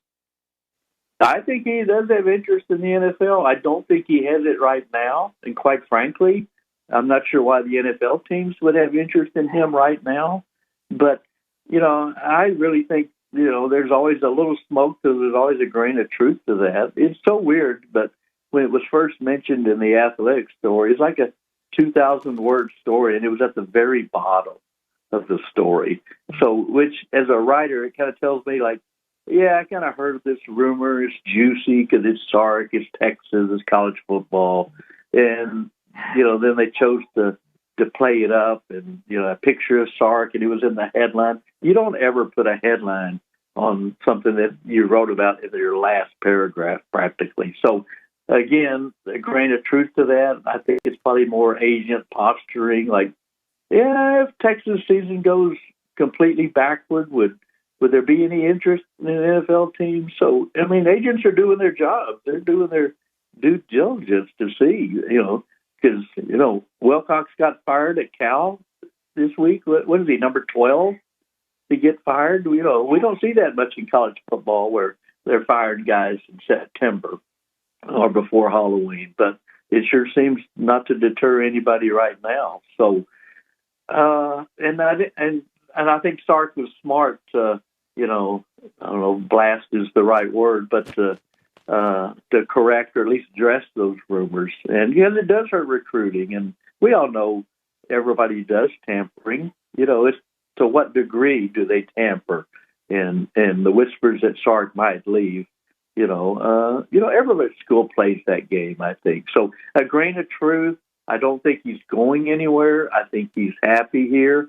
Maybe people aren't as happy with him as they were, say, in early January. But I mean, he's making $10.8 million. He's signed through 2031. You go to the NFL and you're hot news, and you might be fired after 1 year. We see it every year in the NFL. So there's no job security there. That said, the ego of coaches is such that I think a whole lot of them would love to be one of 32 elite NFL coaches. And I think Sark is probably in that category as well. But I sure don't think he's going anywhere anytime soon. Kirk, great stuff, man. Happy Thanksgiving. We'll see you on Friday. You too, guys. See you, man. Thank you so much. Kirk Bohls there on the Buppy's Catering and Bartending Hotline. We'll hit a break. We'll come back with a short final segment of the 9 o'clock hour before we talk to Jordan Pugh. Twin Liquors time. Texas family owned since 1937. They've got over 100 locations across Texas. They're in your neighborhood. You can also shop them online for pickup or delivery. Twin Liquors makes it easy to celebrate every sip, from effortless gifting with complimentary bag and bow, gift wrap, to custom gift baskets and perfect wine and cocktail pairings. Twin will help you celebrate in style, and they've got the deals of the week all the time at Twin Liquors. Every Thursday, a fresh selection of items are offered at fantastic prices. Shop those deals in-store and online. And wine lovers are going to love this. 20% off of 6+ bottles of wine, from Thanksgiving wine to sparkling with a family. Twin has got the perfect pairings for your holiday meals. Shop now through January the 3rd. It is Twin Liquors.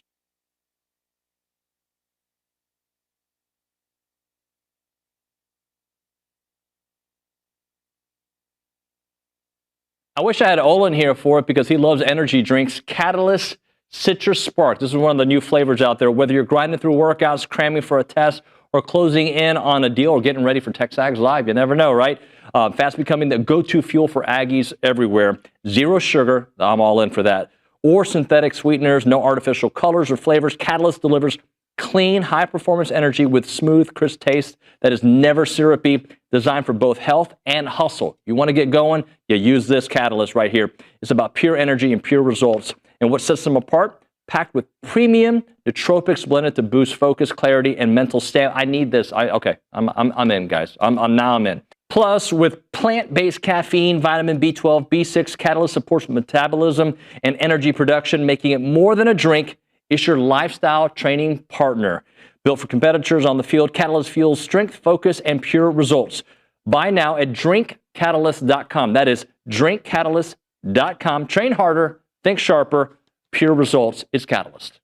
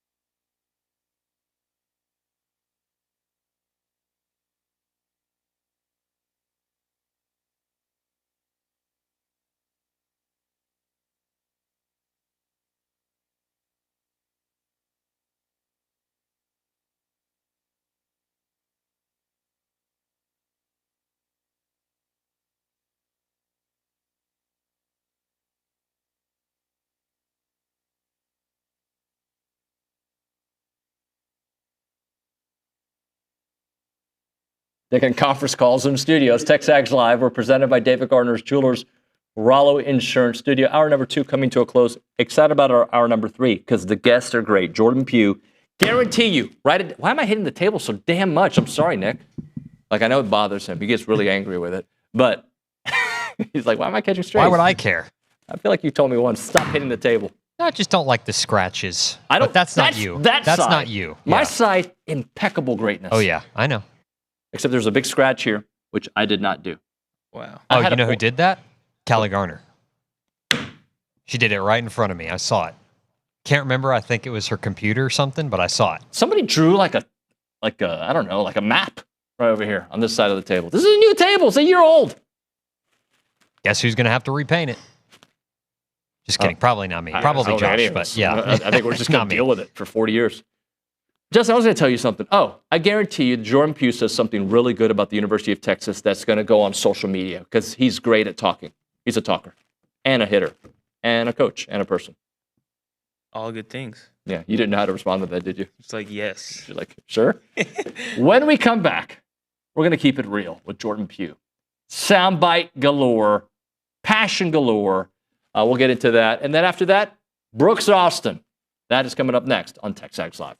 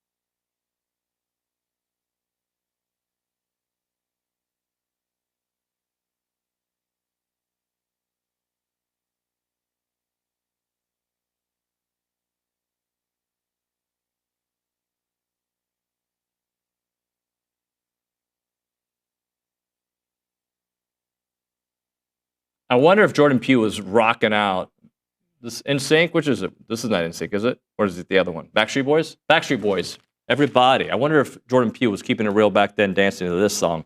Let's go to the Buppy's Catering and Bartending Hotline. Jordan Pugh joining us. Was that your jam back in the day? Hey, man, I was an NSYNC guy back in the day. Yeah? True story. If they ever go on tour, your boy will be at the concert now. What? I'm not going to tell any lies on that. Were you a Justin Timberlake guy? Yeah. Still am. Hey, Still am. So OB and I had this running feud for 2 years, maybe longer, that I said JT at his peak was way cooler than Mick Jagger. And on this show, I got destroyed from our older audience, like, Justin Timberlake ain't cool. That guy could dance. That guy, but I saw a video of him recently. He didn't look all that good, by the way, just for the record. I mean, we all age. I can't be in that argument because I couldn't tell you not one Mick Jagger song reference, whatever you want to call it. So I'm out of that wheelhouse. Y'all can kill me in the comments if you want to. That's not my era. You know what I mean? But yeah, we all age. You got to give him some grace. But Prime JT, yeah, I rock with Prime JT. Yeah, he had some great albums. All right, now let's try to get back our man card and talk to some football. Yeah, let's do it. Jordan, this game, there's so much. I don't want to understate the importance of this game for my personal feelings, and I think yours as well, right? Yep. After what happened, and I'm going to go back a long ways, okay? I'm just going to throw all this stuff out there because I'm just angry about it. Schloss leaving, basketball under Buzz losing 2 out of 3 to Texas, A&M football not playing Texas in forever, getting the home game and losing without an offensive touchdown. There's Texas going all the way to the Final Four with what I thought was an easy schedule last year, and now they're throwing the shade back at A&M for the schedule. Them celebrating on the 50-yard line of Kyle Field, and there was some other drama there as well. All those reasons, they are the one team standing between you and an SEC championship game berth. And for my mental health, I need it, man. I think you need it too. I have been looking forward to this week all year long. Look, here's the deal. As a player, I know what this week meant. It was big time. The matchup, the rivalry, all that. But everything that we have on the line, we're still playing for something, right? Saw something the other day about the scenarios, who goes to the SEC title, that kind of deal. But look, man, it means something when you have a gripe with somebody, when you have a grudge with somebody, and especially when a team kept you out of your ultimate goal last year. Now, that was a lot of our undoing.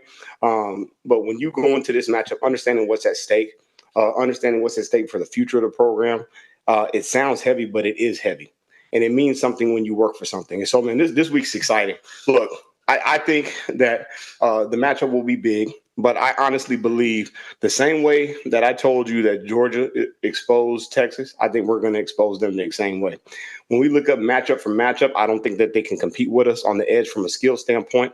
I think their only wish and hope is that their D-line has the best game they've ever had all year long, because that's the strength of their team right now. Arch has been playing better, but he's still inconsistent. I don't think he's seen a defense and a pass rush like ours. Their offensive line can't hold up.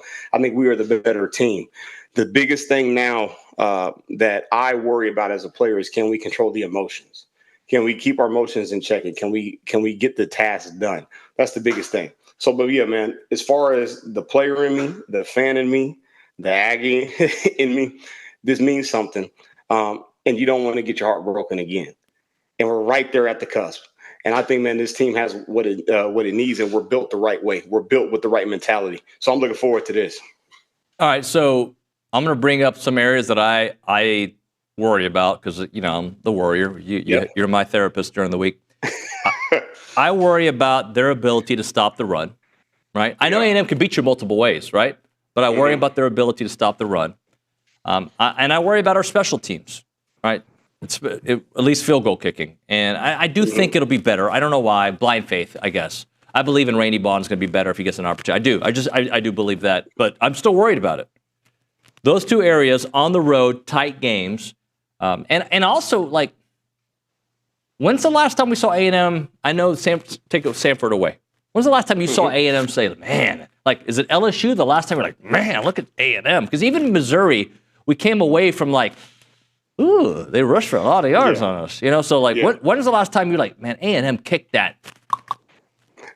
LSU LSU and South Carolina. Okay, so look, LSU was the defining statement. So we had the Notre Dame win. That was big. That brought the belief.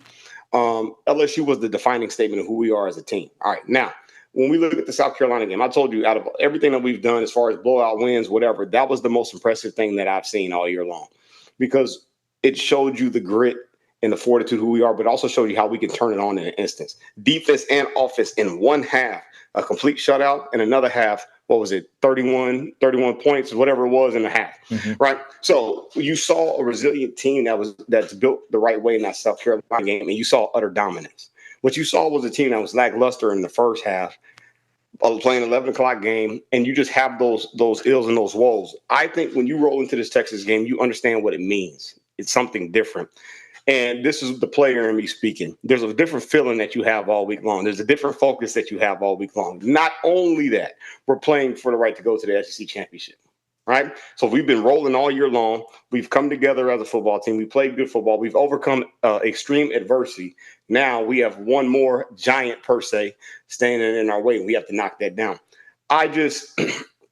I worry about the run game, the special teams, but also at the same time, if I flip it, our special teams have been dynamic too. Our special teams has opened up games as well.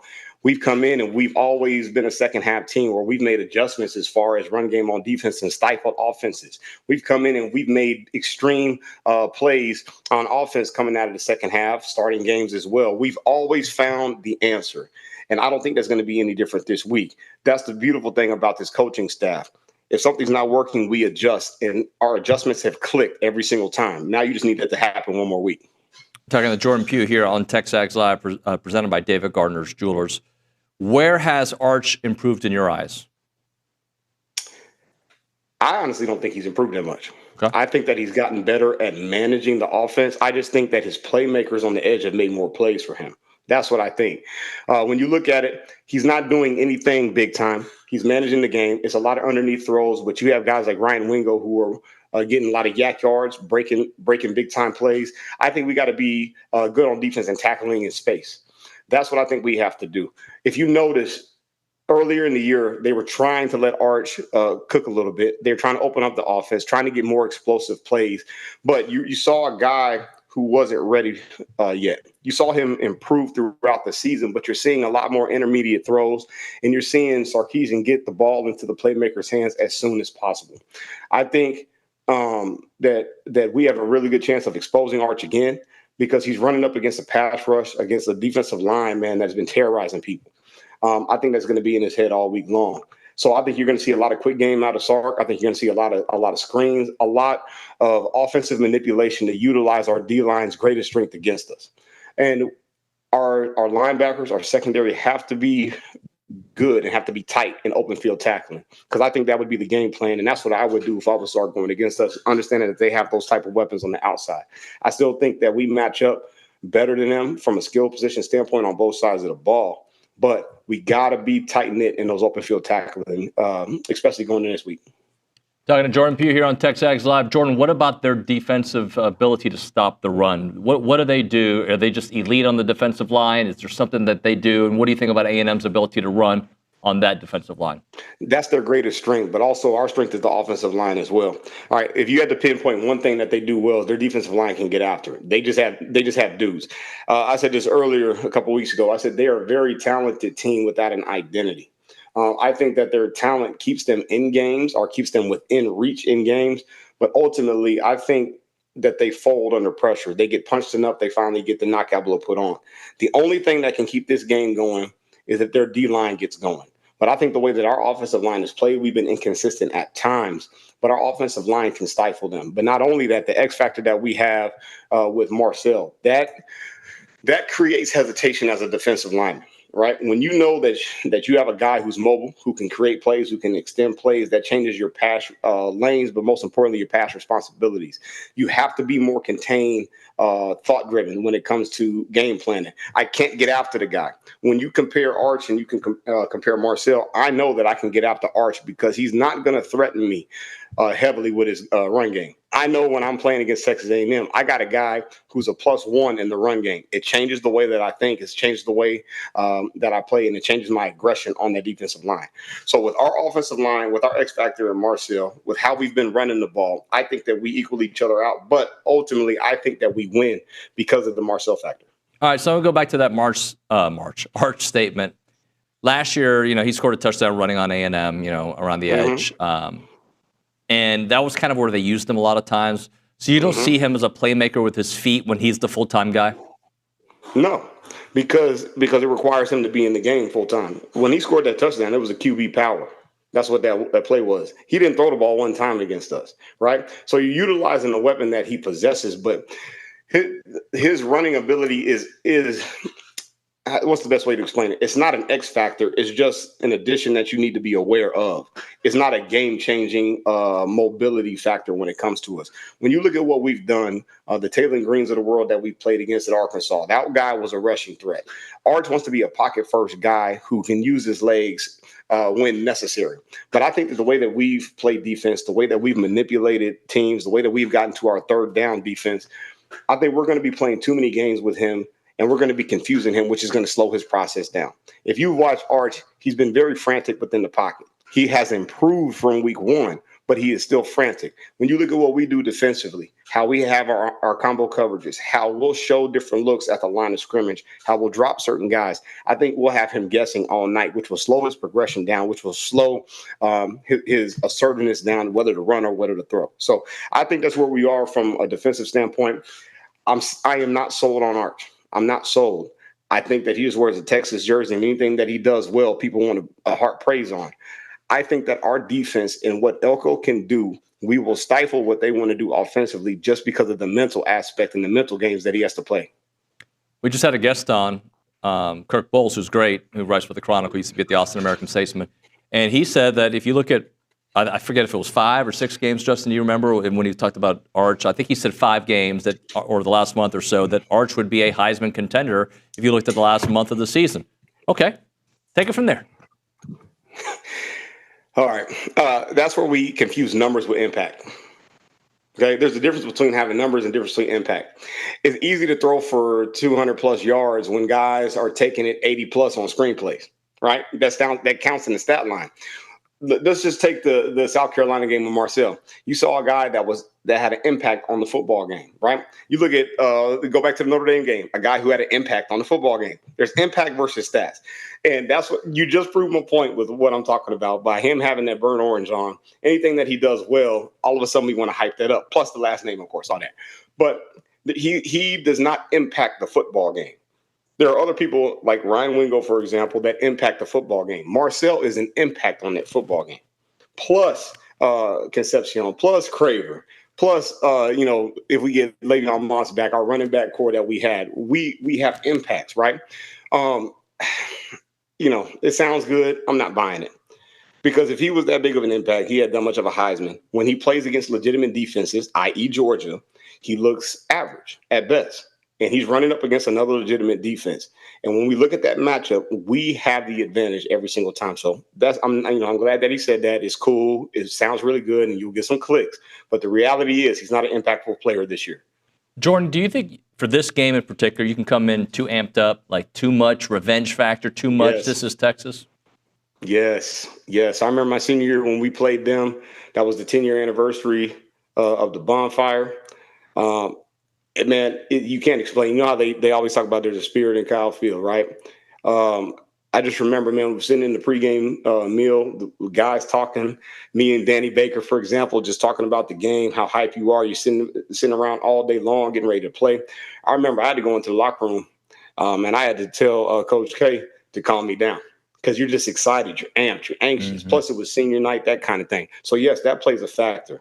That's why I say this game is about who can control the emotions. It's clear that we're the better team. It's not even a question. If anybody has any football competence and turns that tape on, we are the better team by far. But now you're talking about emotions. When emotions come in, emotions can sway you up and down, right? And you'll be in a harder contest than you thought you would. So if we can control those emotions, which I think we can do a good job of doing that, we should handle this game easily. How much do you think physicality is going to determine the winner of this one? I know you talked about being able to, manage your emotions up and down. Mm-hmm. How much is the physicality? Because if you look at where Texas has struggled and where A&M has excelled is, winning the fourth quarter. I think Texas has done fine in the fourth quarter except for the Georgia game, but that was very evident, the physicality in that game. And I think that's what A&M excels at, is that fourth quarter. By that point, that slow drip becomes a tidal wave. Turn on two games, LSU and South Carolina. So you saw us going to the locker room down at halftime against LSU. You saw us in the second half, just like you said, a slow burn, just drain them. South Carolina, you saw us go into the locker room down at half, major points that we had to recover from, and you saw us be explosive and then take hope and life away. This team is built the right way because we have passed the test throughout the year. So we go from Notre Dame to the LSUs to the South Carolina. It's the different tests that we have passed. Texas has not passed those tests.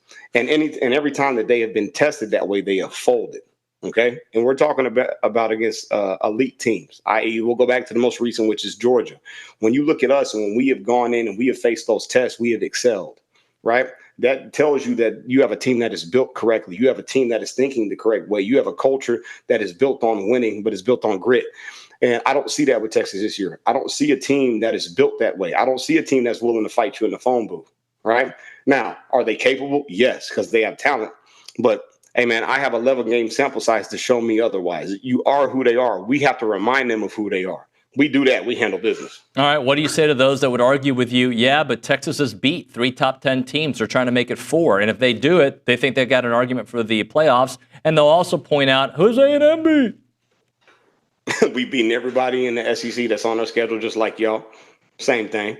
I mean, we can go down this whole deal. Look, man, we can go matchup for matchup, point for point, all that type stuff. At the end of the day, I have seen a team that has been inconsistent. I have seen a team that is withered under pressure. And I have seen a team that every time that the lights have been on this year, they have folded. When you look at Texas A&M, I have seen a team that every time that the pressure has been on, they've risen to the occasion. All right, so you're seeing two different dynamics when you're coming into this game. At the end of the day, for Texas A&M, the number one key is this. Can we manage emotions? Can we do that? If we are an emotionless football team, we handle business. It's business as usual. Can we handle the first punch? Because they're going to come out swinging. Sark is going to have a hell of a first 15 plays. More than likely, they're going to score on the first drive. That's just what he does. Beautiful scripting. You got to give him his credit on that. But now, how do we adjust to that? How do we handle the ups and downs if something happens out of the norm? We've proven that we can do that. That's why I believe that we are the better team. That's why I believe that we are the best team in the country. And now you have to remind Texas of who we are. You can tell me about the past. You can tell me about whatever you want. You got to line up in front of me on Friday. And you got to remind them who we are. Point blank, period. Bro, we got like 15 quotes from you today that we're gonna have to tweet out. Like it might be sick. It might be every freaking question. Man, do it. I called it. I told Justin like it's coming, right? And like so, I know. Sometimes when I'm with my questions, I know what I'm doing. Like I'm so tired of So now it's Thanksgiving week. I got the kids at home, doing all that. Man, I'm watching ESPN, and all I hear is Texas and how Texas can beat us. I'm looking at Colin Cowherd talking about Texas, this, that, and the other. I'm like, has anybody not watched Texas A&M this year? Has anybody not watched an 11-0 football team go out and win? Act like we're just non-existent. And that's because I think people are still waiting on the fall. And I get it. But, man, all you can go off is previous history. And this history this year shows that we are the dominant team. I am tired of listening to the noise. I'm tired of listening to everybody talk about Arch, who is an average football player at this point in the stage in his career. I'm tired of everybody hyping up a soft football team, which Texas has shown. They have been soft. And what we have shown is the resilience factor. We've been tough. We've been blue collar, and we have choked people out week in and week out. So when you take all the evidence that has been presented to us, why is everybody making the case for the team that doesn't deserve to be the favorite? That's what blows my mind. I don't know if you can hear the intensity in my voice, but there's a different intensity. I told you, everybody understands. Players know what this is. All it is for us, Can we manage the emotions? We manage the emotions, it changes the outcome of everything that we do. All right, last thing for you. I'm going long because you've been too brilliant. Let's do it. We're in a world where A&M has to go undefeated to go to the SEC championship game. So, like, regardless of what you want to say about their record and yada, or who they've played, excuse me, like, they have to be the thin margins, Jordan. Just talk to me about that because, like, in any other world, I feel like 11-1 should get you in. So, you know what? Damn it. Go get that 12-0. Yeah, we didn't sign up for complacency, man. We signed up for the hard part. That's why we moved to the SEC. We didn't sign up for anything to be given. This is what makes the season beautiful. Everything that we have done, we have earned. So the margin for error is very minimal, very small. And that's what you got to love as a player. I used to love when coaches used to say pressure is a privilege. Well, you daggone right it is, right? Because this is what we signed up for. I want you at your best. I want no excuses. So when I beat you, you know that I was better than you. You know that I was dominant. You know that you were subordinate. And then plus, on top of that, we get to go to Atlanta and we get to do it on your home field the same way you did it to us. Yeah, there's a small, what's the phrase I'm looking for, man? Line where it can teeter here and there. But man, we know what the margins of errors are. We know what we need to do. We know how we need to handle business. Once again, we handle emotions. I think we clearly and we definedly beat Texas. Jordan, I appreciate it, man. Happy Thanksgiving. Can't wait to talk to you next week after we get ready for an SEC championship. All right, let's do it. Sounds good. Happy Thanksgiving, sir. That's Jordan Pugh on the Buppy's Catering and Bartending Hotline. We'll hit a break. We'll come back with a short segment. Then we'll talk to the film guy, Brooks Austin, here on TexAgs Live. Right now, if you're looking for a reason to move back to Aggie Land, or you are already in Aggie Land and are looking for a great opportunity, you need to check out the Association of Former Students that is looking to hire professionals to join their team. There are positions open in fundraising, former student programs, and much, much more. They're the nation's premier alumni association and the oldest organization supporting A&M and part of that Aggie network. They play a part in every Aggie story from Howdy to here. Don't miss opportunities to help the association with Howdy Socials, Aggie Reading Day, class reunions, Aggie Muster, and everything in between. Join a team that exemplifies those Aggie core values of excellence, integrity, leadership, loyalty, respect, and selfless service, all in support of that worldwide Aggie network. So if you're interested in joining the team or sharing with someone that would be a great fit, please visit tx.ag/association jobs to apply and get more information on each position. It is the Association of Former Students.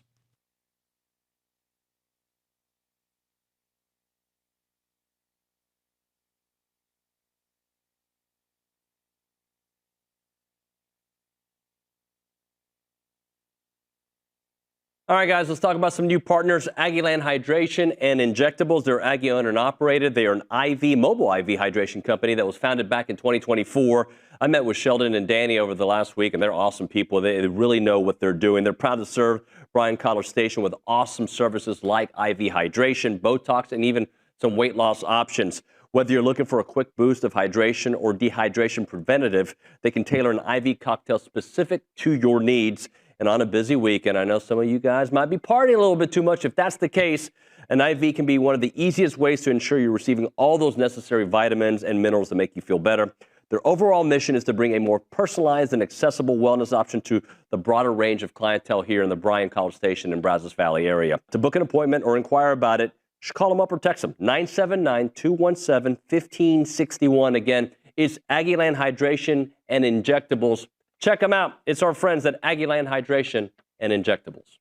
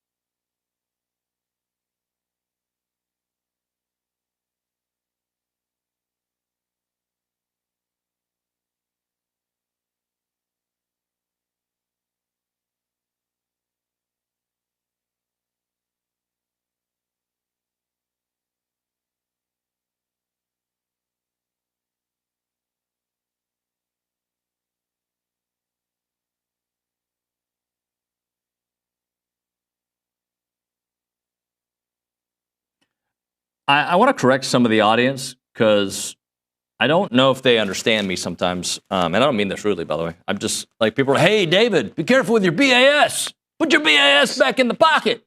No more BAS, David. So a couple things are happening.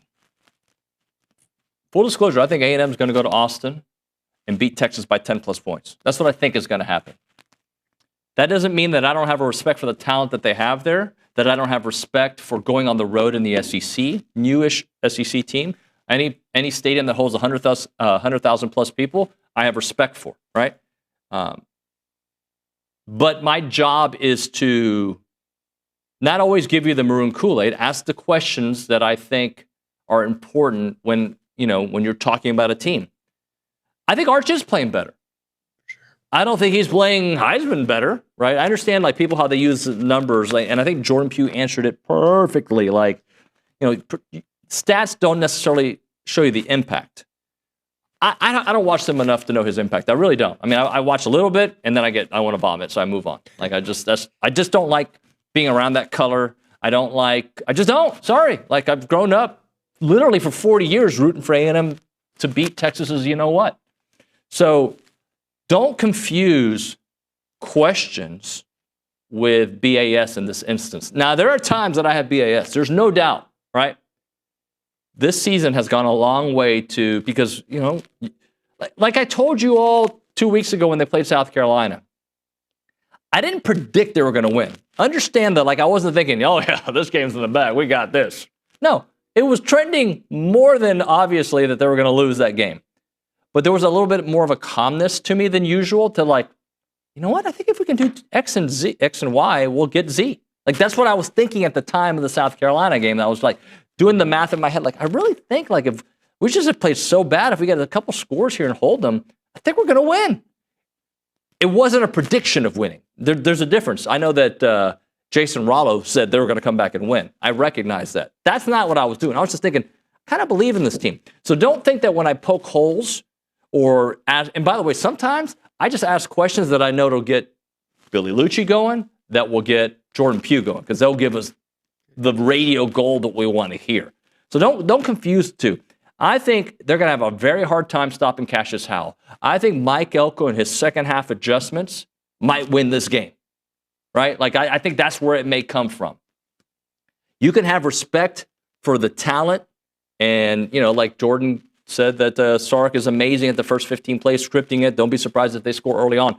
You can have all the respect in the world, just like I have respect for going on the road to Baton Rouge with, yes, I recognize that LSU is not the same LSU team that we're used to. I recognize that. At the time, that wasn't the conversation, to be honest with you. But I recognize that. I also know going to Baton Rouge is not easy.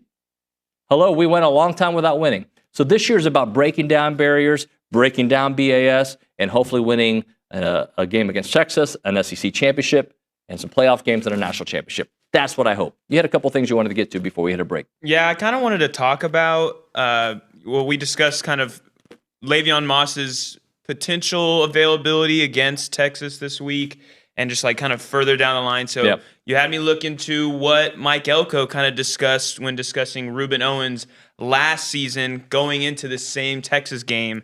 It wasn't much, but it kind of on a similar ground where Mike Elko said, he's running, he's moving, we'll see. Yep. And then we ended up seeing Reuben Owens. So we did, but we only saw him, 2 or 3 carries? 3 carries, yeah. Not much, yeah. So I guess my point is, it's not trying to predict what that means about Le'Veon's future. It just means it behooves A&M to keep everything close to the vest. And I'm not going to be a detective and a sleuth and try to figure it out if it's going to help them. My job is not to hurt A&M. My job is to enhance the experience and tell the story. And, so what I guess my point is, it's probably exactly what he's saying. We'll see. We'll see. And we got the stable. We got the stable of running backs anyway if Le'Veon doesn't suit up. Yeah. So. If it meant win and you go to the playoffs, kind of like last year, maybe you do, right? But the fact that it doesn't, it affects your playoff future, but not to where you're in or out, right? Yeah.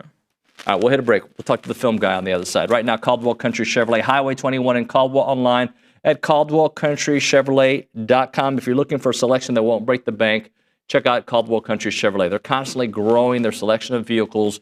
They'll have great trade-in value for you, great customer service, and, of course, an excellent selection of the vehicles that you're looking for. When you go there, you can get complimentary oil change for the life of your purchase, as long as you own that vehicle from Caldwell Country Chevrolet, and they've got complimentary pickup and delivery for their service customers. What you need to do is make that drive, 15 minutes, the edge of Bryan to the beginnings of Caldwell.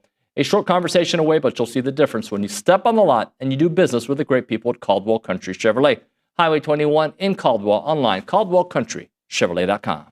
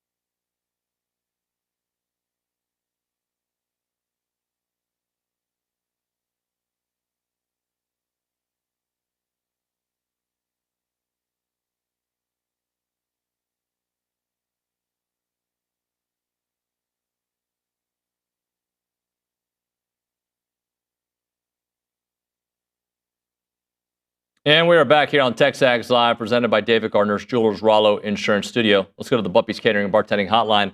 Our buddy Brooks Austin, the film guy, joining us to break it all down. What's up, Brooks? I'm doing good. How are you out there, Nuño? Big week. Short week. Friday game. How about that? Yeah, man. It's a huge week for many, many reasons. I'm like, we just did a segment about, you've probably heard the term battered Aggie syndrome.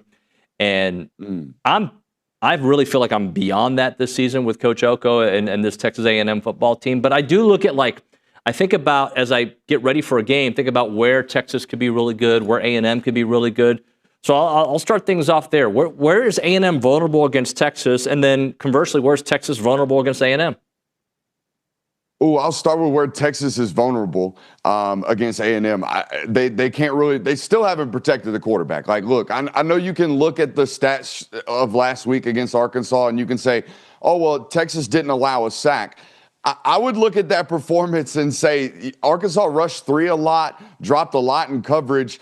For my money, I don't mean to demean the 52-point performance from the starters from Texas last week. For my money, from what I study, and I study a lot of SEC football, Arkansas structurally is probably the worst defense in the conference. They're the easiest and most gettable defense in this conference from a pass game standpoint. And look, Texas executed. I think they scored 52 points on fewer than 50 plays with the offensive ones. Like, they did their job offensively, but I still don't feel as if they can protect Arch Manning all that much. They still can't run the football at all. They haven't all year long. I don't expect them to find it suddenly in this football game against A&M. So they become very one-dimensional offensively. They become very dependent upon Arch Manning, like, delivering strikes from within dirty pockets.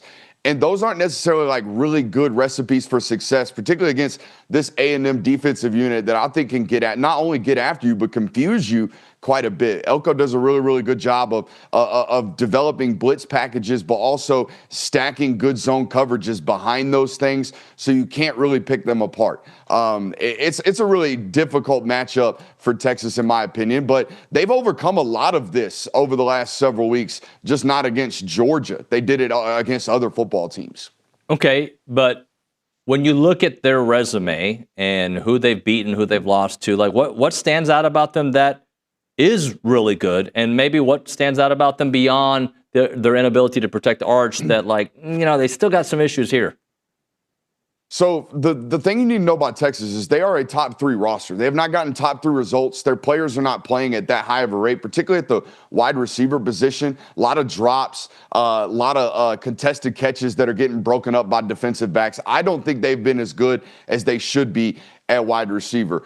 You asked me about resume, man. Like, the Oklahoma win is very much so an enigma to me. Like, it was special teams. It was Wisner breaking a couple of tackles. It was a lot of work in the flat that flipped the fields, just a couple of explosives, and defensive performance against that Oklahoma offense that was just anemic in that football game. And then you asked me about the other top 10 matchups. Like, they played Ohio State earlier in the year. Let's remove that one from the equation. Those two teams are totally different football teams, specifically at the quarterback position. Arch is playing far better than he was back in August 30th. I mean, it was so long ago. But that Georgia football game, man, like, they were getting handled for a good play. It was 14-3. Anthony Hill makes a unicorn-type play. A hook curl, turns, like, covers one spot, flips his hips, high points the football. Now they got a short field. Now all of a sudden it's 14-10, and they think they're in that football game in the middle of the third quarter. It did not feel that way. If you were there, if you watched that, if you just watched in a vacuum, it felt like one play gave them 7 points because they ended up punching it in right there off that turnover, and kudos to them for doing that. But I did not feel as if they were in that football game, and I felt like they were getting handled pretty well. So that's just me. I feel like they have flaws on their roster right now. When you're one-dimensional, when you can't protect the quarterback, and you're giving up explosives defensively in the pass department, those are all bad recipes. Now, here I say all that to say this. They have elite football players at elite premier positions. Their quarterback is playing great football. Their edge rusher, Colin Simmons, is playing dynamic, game-breaking football. So they have specific players that can mask these roster inefficiencies and these football team inefficiencies right now. Talking to Brooks Austin here on TexAgs Live. All right, Brooks, what about A&M, the way they've played recently? And I'm take the Samford game away, right? But the way they've played against Arkansas, Missouri, South Carolina, obviously the second half of that one, or even the first half. What does that tell you for the way they're playing at the end of the season? So for me, man, like we're they're 11-0. We're 11 games in. How many? We're like 16 games into the Marcel Reed experiment, and not experiment, like regime, I should call that. It's well past an experiment. We've passed tests. We're into a regime of quarterback play at this point with him. But it's really like 11 games as him being the guy. Because you guys know this as TexAgs fans. Like, this was a revolving door at the quarterback position trying to mold an identity last year. I don't really count those starts. These starts are his offense. And for me, I feel like in some of these football games, we're making such a concerted effort to make sure Marcel develops as a pocket passer and like a full field read progression guy, and like really growing him for the long-term success of Texas A&M. And I love that. I love that thought process, and I love that model because I think he's going to come back next year and it's going to be even better, right? But that being said, I think they need to be RPO vanilla, run the ball until they get massive leads, because you guys give short fields to football teams that don't deserve short fields because you turn the ball over, right? I think it's 11 interceptions at this point in the season, and most of those have come from him trying to climb the pocket, balls getting elevated, maybe throwing the ball off the mark a little bit. Now we end up having an interception, or now we end up sacrificing a red zone possession. I would rather just see you guys win this football game the way that you can, which is just run the ball and RPO these guys. Spit the ball out into the flats to Concepcion and Mario Craver, and then take deep shots off the play action, right? Do that type of stuff. Move the pocket. I don't need to see him beat Tom Brady on Saturday. I need to see you beat Texas and go 12-0. That would be my mindset in this one. Do you give A&M the edge right now? Yeah, I do, because explosives matter, right? I'm a big-time explosives guy. Texas A&M's offense has been really, really consistently explosive all year long. I'm a big-time havoc-wreaking football, like, defensive mind guy. Texas A&M has created a lot of havoc plays and gotten off after the quarterback at a really, really high rate. I don't like picking one-dimensional football teams, and I feel as if Texas is that. And again, maybe their quarterback throws for 385 and gets out of this. He is that good. He is playing that well. I do not mean to demean Texas or Arch, but yeah, I'm favoring the team that I know is well balanced. I know A&M has won a variety of ways this year, a variety of ways. They have found ways to win, and I find that they will probably do that again this week. Brooks, I don't know, a month ago, 5 weeks ago, the talk was, yeah, Georgia's good, but they're not the Georgia that we're used to. Like, they're a step back. Ever since that point, they've turned it on. They look like the Georgia team that I think people expected in this new era, right? Because things are different now. Has Georgia turned it on, in your opinion? Are they that team that we thought we might see this year? Look, they've been steadily growing throughout the year. You should expect that from a first-time starting quarterback and a very, very young football team. I think a lot of people outside of like the proximity that I have to this roster don't realize how young it is. It's one of the youngest rosters in all of college football. So there's that. And they're 10-1 at this point in the season. So I think a lot of people are seeing this, oh, Georgia's peaking. You don't want to catch Georgia right now. I don't think you wanted to catch Georgia at any point this year, to be honest with you. They don't beat themselves again. Like, the last 18 months that I watched of Georgia prior to this year were constant, self-inflicted wounds, constant, bad execution, just getting beat. Georgia does not beat themselves very often under Kirby Smart. They're back to that. They're back to playing that brand of football. They're back to dominating the line of scrimmage. They're back to being able to run the football consistently at 180, 90 yards a clip in SEC play. Like, they're back to playing defensive brand of football that doesn't allow explosives, that, creates havoc, that eliminates the run game. Like, yeah, they're back to playing Georgia football. It's very much so back to Kirby Smart brand of how they handle. Guys, they were like 100th in rushing yards last year. That's not Kirby Smart football. That's not what they do. They were 37th, I think, in total defense. That's not Kirby Smart football. That's not what they are. They have been Georgia brand football all year long. And it's honestly, as somebody who studies it and is tasked to study it as much as I have, Texas A&M and Georgia have been a real joy to watch this year because of their level of effort and execution. That's all I care about. I'm a fan of good football, and they're playing really, really good football at both those programs right now. Brooks, I want to talk about your hot take, which I enjoyed reading. If both teams win this weekend, it's Tennessee that should be arguing for a 3-loss CFP bid, not Texas. Look, if you can do anything, hype up one and stir up the other with those two fan bases as a media analyst. I'm just going to let you know that right now. If you can get under the skin or hype up Tennessee or Texas and have a way to do both in one simultaneous tweet, my God, woo, what a tweet. No, obviously it's a hypothetical, but this college football playoff committee does not care who you beat. They do not care what type of noteworthy resume building wins you have. All they care about is who you've lost to. That's it. All they care about is who you've lost to. And the 3 losses of Tennessee and Texas, and by the way, if you don't believe me, look at Notre Dame right now in the rankings. They have beaten nobody but USC, but they've lost to 2 good football teams, and they're ahead of Alabama. They're ahead of Oklahoma. Those 2 teams have far better resume wins than Notre Dame, but here we are. It's all about defending the losses, and if I have to take those 2, potentially 3-loss SEC football teams, dude, Tennessee's lost to 3 playoff teams, and I could argue they probably should have won some of those football games. They should have beaten Georgia at home. They missed a field goal to win the damn game. They were about to storm the field on a 37-yard field goal. The SOB pushes it right. Like, they should be a 2-loss team with only losses to Bama on the road, which, by the way, a 17-point game that was swung by 1 play, a pick 6, right before the half. Again, a lot of people don't watch them. They don't watch these games. They just look at the records. They look at the quote-unquote resume. You're also not watching the College Football Playoff Committee. They don't give a damn about resume. All they care about is justifying losses. That's it. Brooks, last thing for you. I got to get your take on the whole Lane Kiffin thing. Every day it's the same story, but it evolves a little bit. And you mentioned that he basically said the quiet thing out loud. His football program is filled with mercenaries. And that's not really the recipe to build a program. Maybe it'll work here and there, but it's not. And it's worked for him, by the way, but that's not the recipe to build a program. No, look, I find that certain programs are having to do this, right? Because their proximity to talent and their ability to stack high school recruiting is just not available to them, right? A prime example of this is Oregon.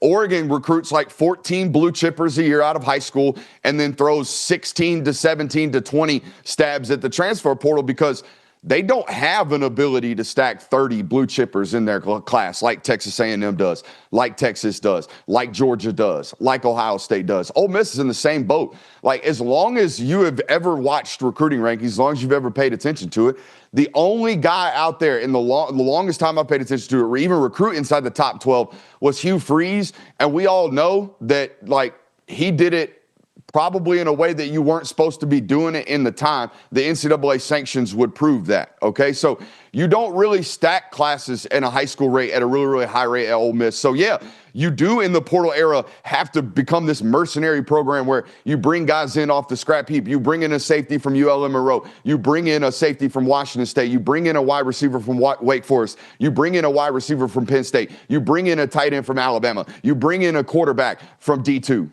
Like, that's what you have to do at programs like that. And he's done it at an extremely high rate. And that program has dedicated resources to the portal. They've done a tremendous job at the collective. I don't mean to demean their efforts, but let's not compare apples to oranges. You go to LSU, you're going to stack top 5 classes. That's what you're going to do.